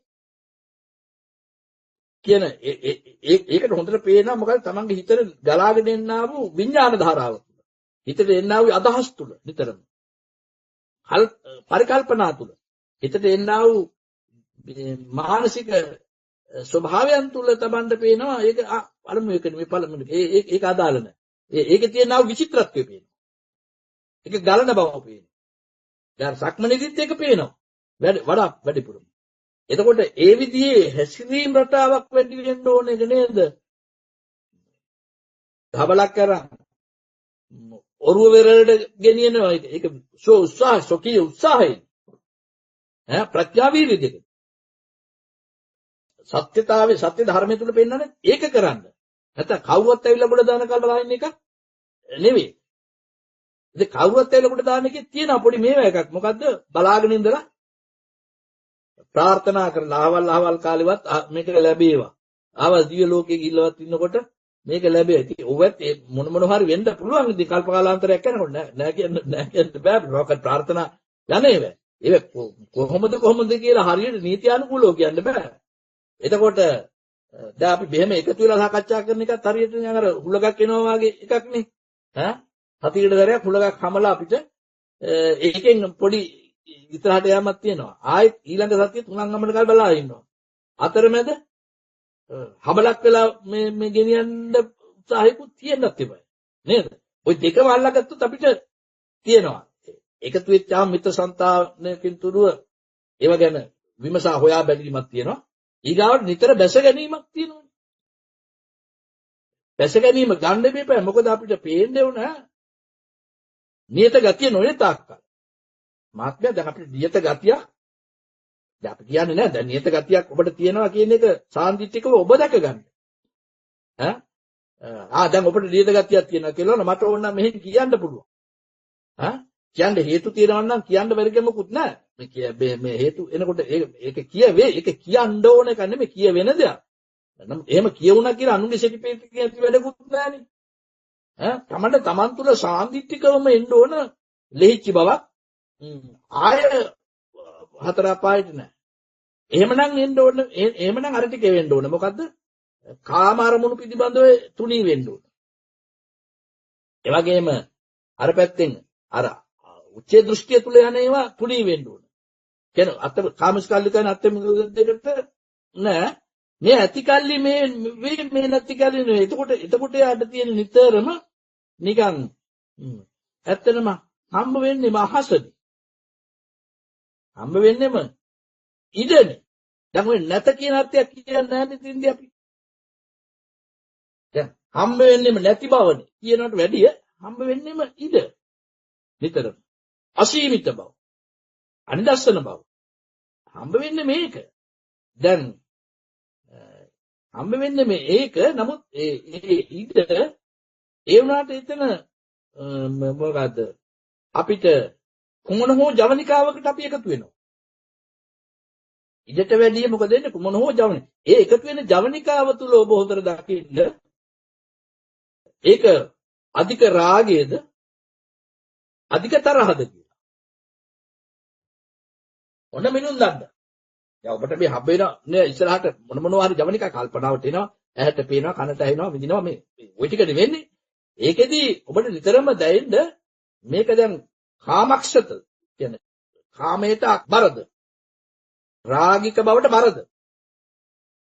එහෙම නැතිනම් අර පැත්තට මොකද්ද? හිතට වෙහෙසද පීඩාකාරී බවක්ද රාගික බවක්ද? ඔන්න හොඳ මිනුම් දන්න. දැන් ওই දෙකටම අයිති නැතිව වාගෙන අනේ තුරුණන්ගේ සරණයි. ඒකේ තරහ ගතියකුත් නැහැ, ඒකේ රාගික ගතියකුත් නැහැ. එහෙමනම් කියනවා ඔව් ඒ ජවනිකාව එතනින් ඉවරයි. කොයි ජවනිකාවත් ඉවරයි.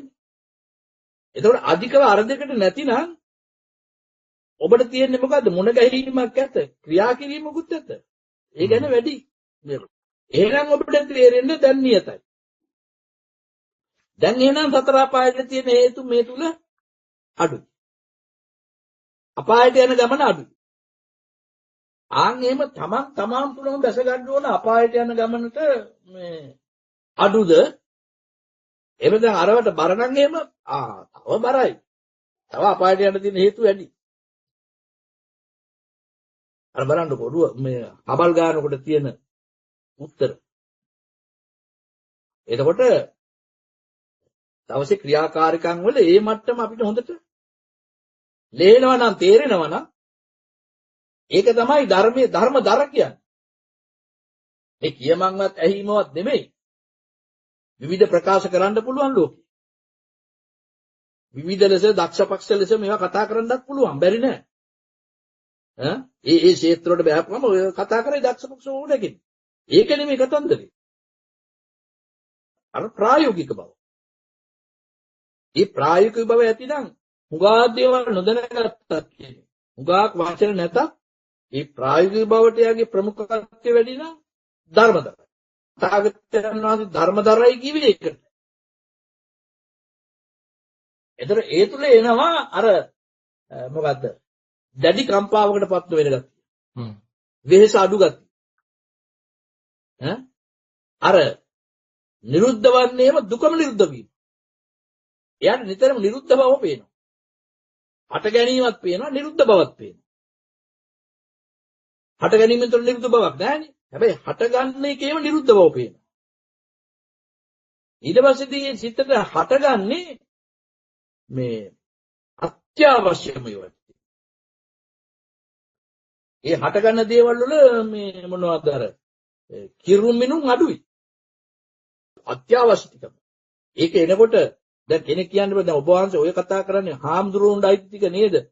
ඒ අපිට කියන්නේ අපි ගිහිගෙයි වාසය කරන. නෑ මේ ගමනේදී ඔය ගිහිගෙයි හාමුදුරු කියන කතාව දෙපැත්තටම ආකටම දාන්න. මේකට කියන්නේ ආර්ය ශ්‍රාවක.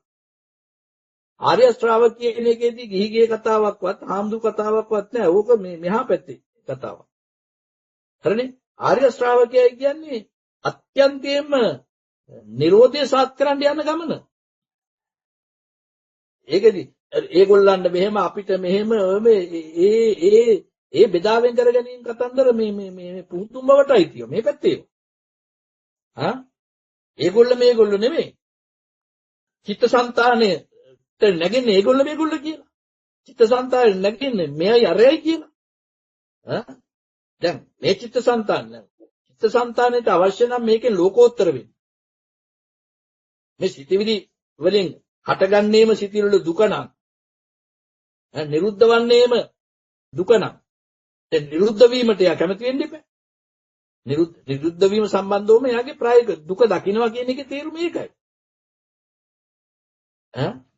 දුක දකින්නවා කියන පුද්ගලක විඳින දුකක් නෙමෙයිනේ. උපාදානයේ දුකනේ. උපාදානිය මොකද්ද? ඇලිච්චකමේ දුක. තණ්හාව කියන්නේ ඇලුනා. උපාදාන කියන්නේ වඩාත් ඇලිච්චකමේ දුක. වඩාත් ඇලිච්චාම මොකද වෙන්නේ? උෂ්ණේ බහින්නවනේ ඇතුළට.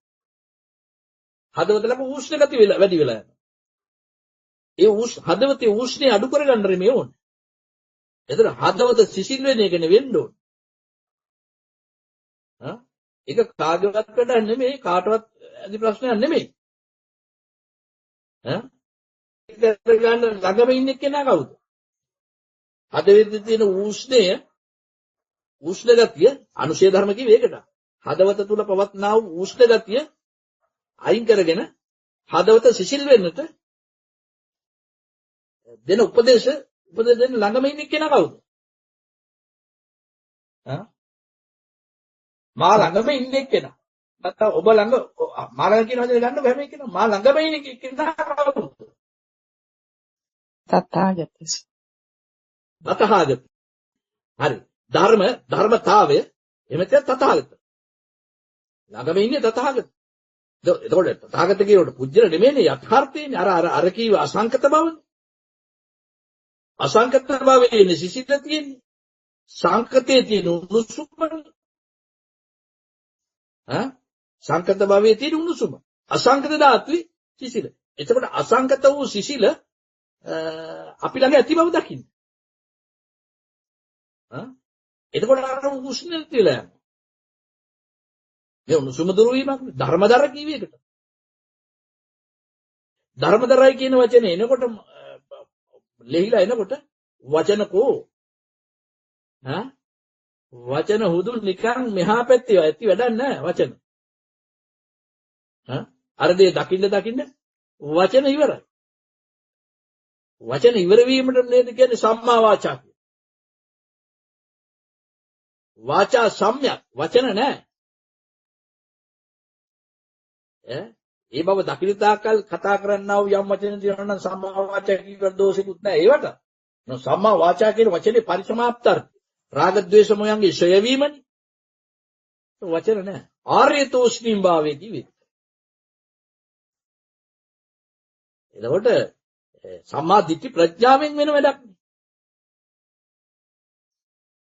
මේක මේ පුජ්‍යලේක ගමනක් නෙමෙයි පුජ්‍යලයා දුරු වීමේ ගමනක්. පුජ්‍යලේක ගමනක් නෙමෙයි පුජ්‍යලයා දුරු වීමේ මාර්ගයයි.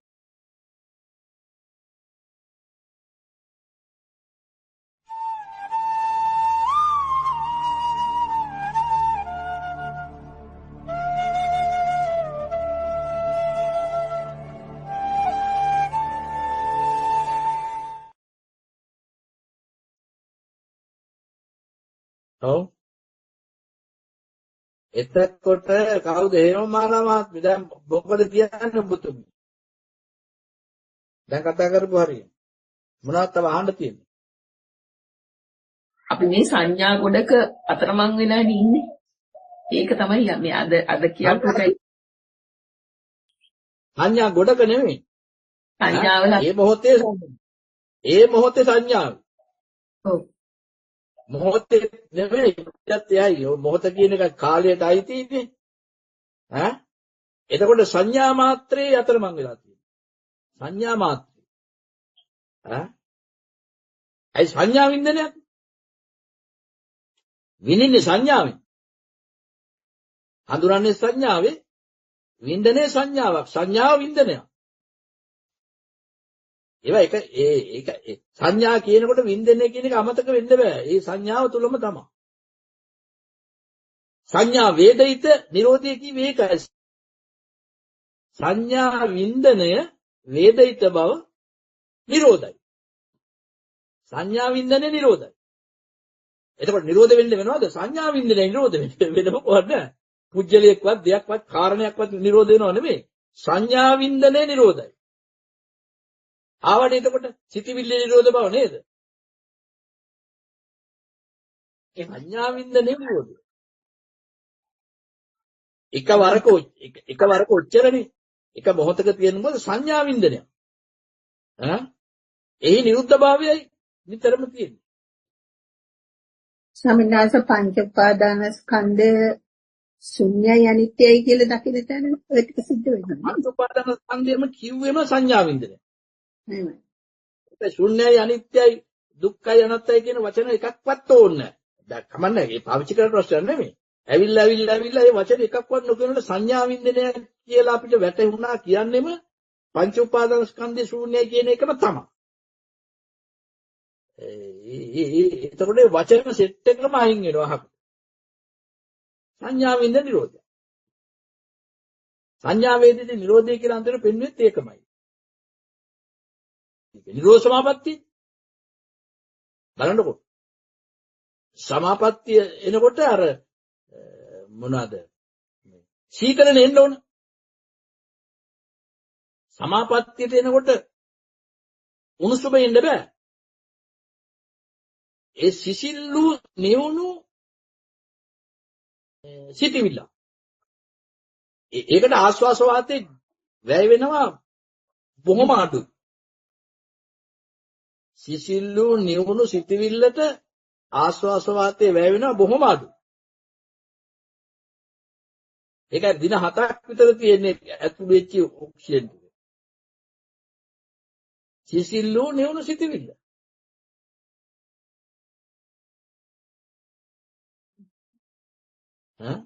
එහෙම ඉඳලා දැනෙන්න පුළුවන් ආපහු. එහෙම ඉඳලා සිසිලු නිවුණු සිටිවිල්ල ඉඳලා ආපහු දානේ වන්දන නැගින්න පුළුවන් දින 7ක.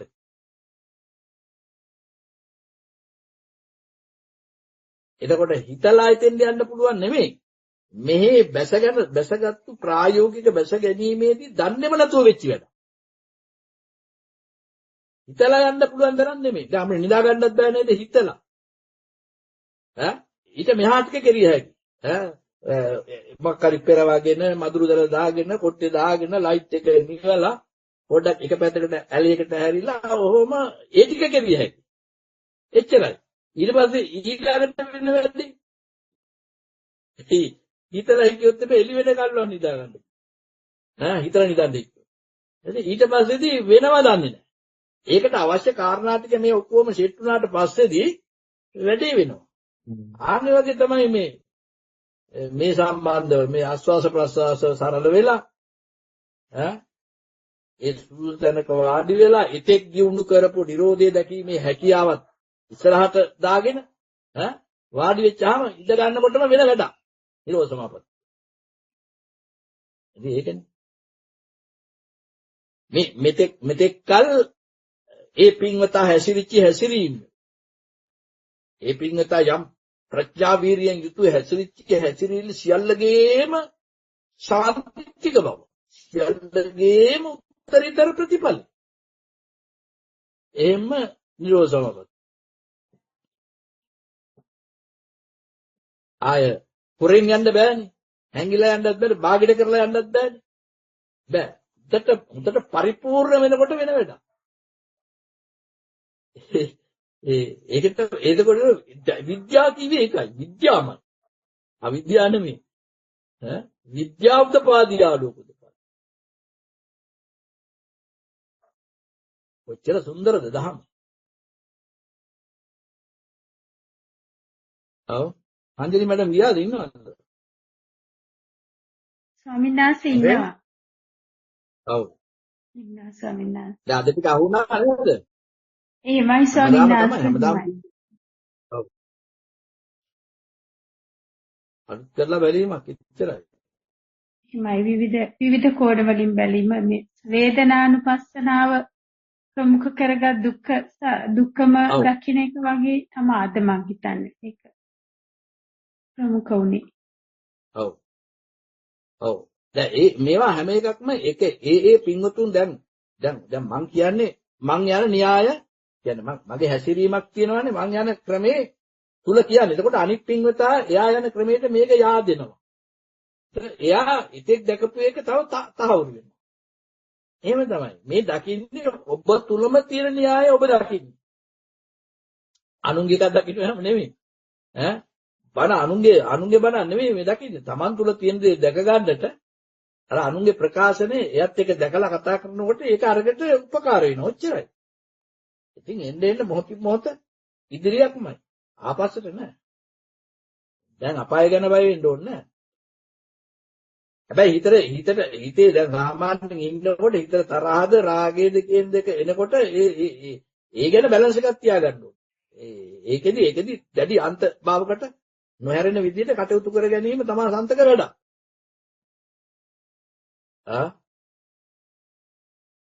ඒකයි. බෑනේ මෙච්චර වටිනා තැනකට ඇවිල්ලා මෙච්චර වටිනා මිනිස්සුමකට ඇවිදිලා ලෞතර බුදුරයන් වහන්සේලා දේශනා කරපු ධර්මයක් අපිට අහුවෙලා තේරුම් ගන්න තවත් මේ ගිනි ගොඩේ යන්න පුළුවන් දෙයක්. මේ තුවාලය අරන්. මදිවැය මේකට කොච්චර මෙයා කරුවත් හරියන්නේ නැහැ මොන තරම් දේවල්ද. මේ කළත් මොනවා හොයාගත්තද? දැන් වෛද්‍ය විද්‍යාවෙන් හරි අනික් විද්‍යාවලින් හරි මොනවා හොයාගත්තද? මොනලේ බේත් ඒ తాවකාලිකනේ 80යි 90යි. වැඩි ඔතනින් එහා යන්නත් බෑනේ.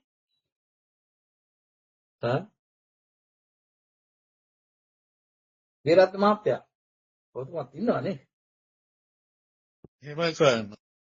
මේ සායනාංශ මේ උපවාසයේ මොනතරම් අපිට මේ වෙහසක් දරනවාද මේ සත්‍ය පැහැදිලි කරලා දෙන්න ඔබ වහන්සේට මගේ ගෞරවය. ඔබ වහන්සේ මට පුදුමයි මේ සිත දැන් මේ සිත වැඩෙන ක්‍රමය හරියට ටක්කෙටම ඔබ වහන්සේ පැහැදිලි කරනවා. ඉතින් මම අර ඔබ වහන්සේ පැහැදිලි කරන දර්ශන මම මෙහෙමයි කියන්නේ දැන් කෙනෙකුට ඔබ වහන්සේ දේශනා කරන දර්ශනය සටහන් වෙනවා මනස තුල. ඒ සටහනට අනුව ඔබ වහන්සේම දැන් පැහැදිලි කළේ හබලක් වෙන්න කියලා. අන්න එයයි දක්ෂයා. එයා තමයි දක්ෂයා. එයා හබලක් උඩා නම් අන්න එයා නම් අනිවාර්යයෙන්ම එතනින් යඩවම තමයි ඉස්සරහට. එයා දක්ෂයා.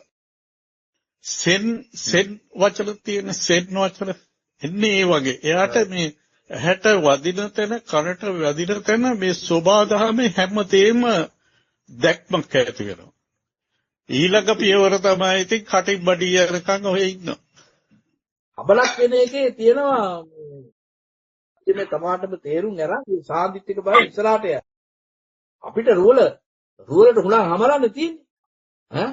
අපිට සද්ධාර්මයේ නැමැති හුලඟ හමලා තියෙන්නේ. ඒ හුලඟ වැදිලා තියෙන්නේ.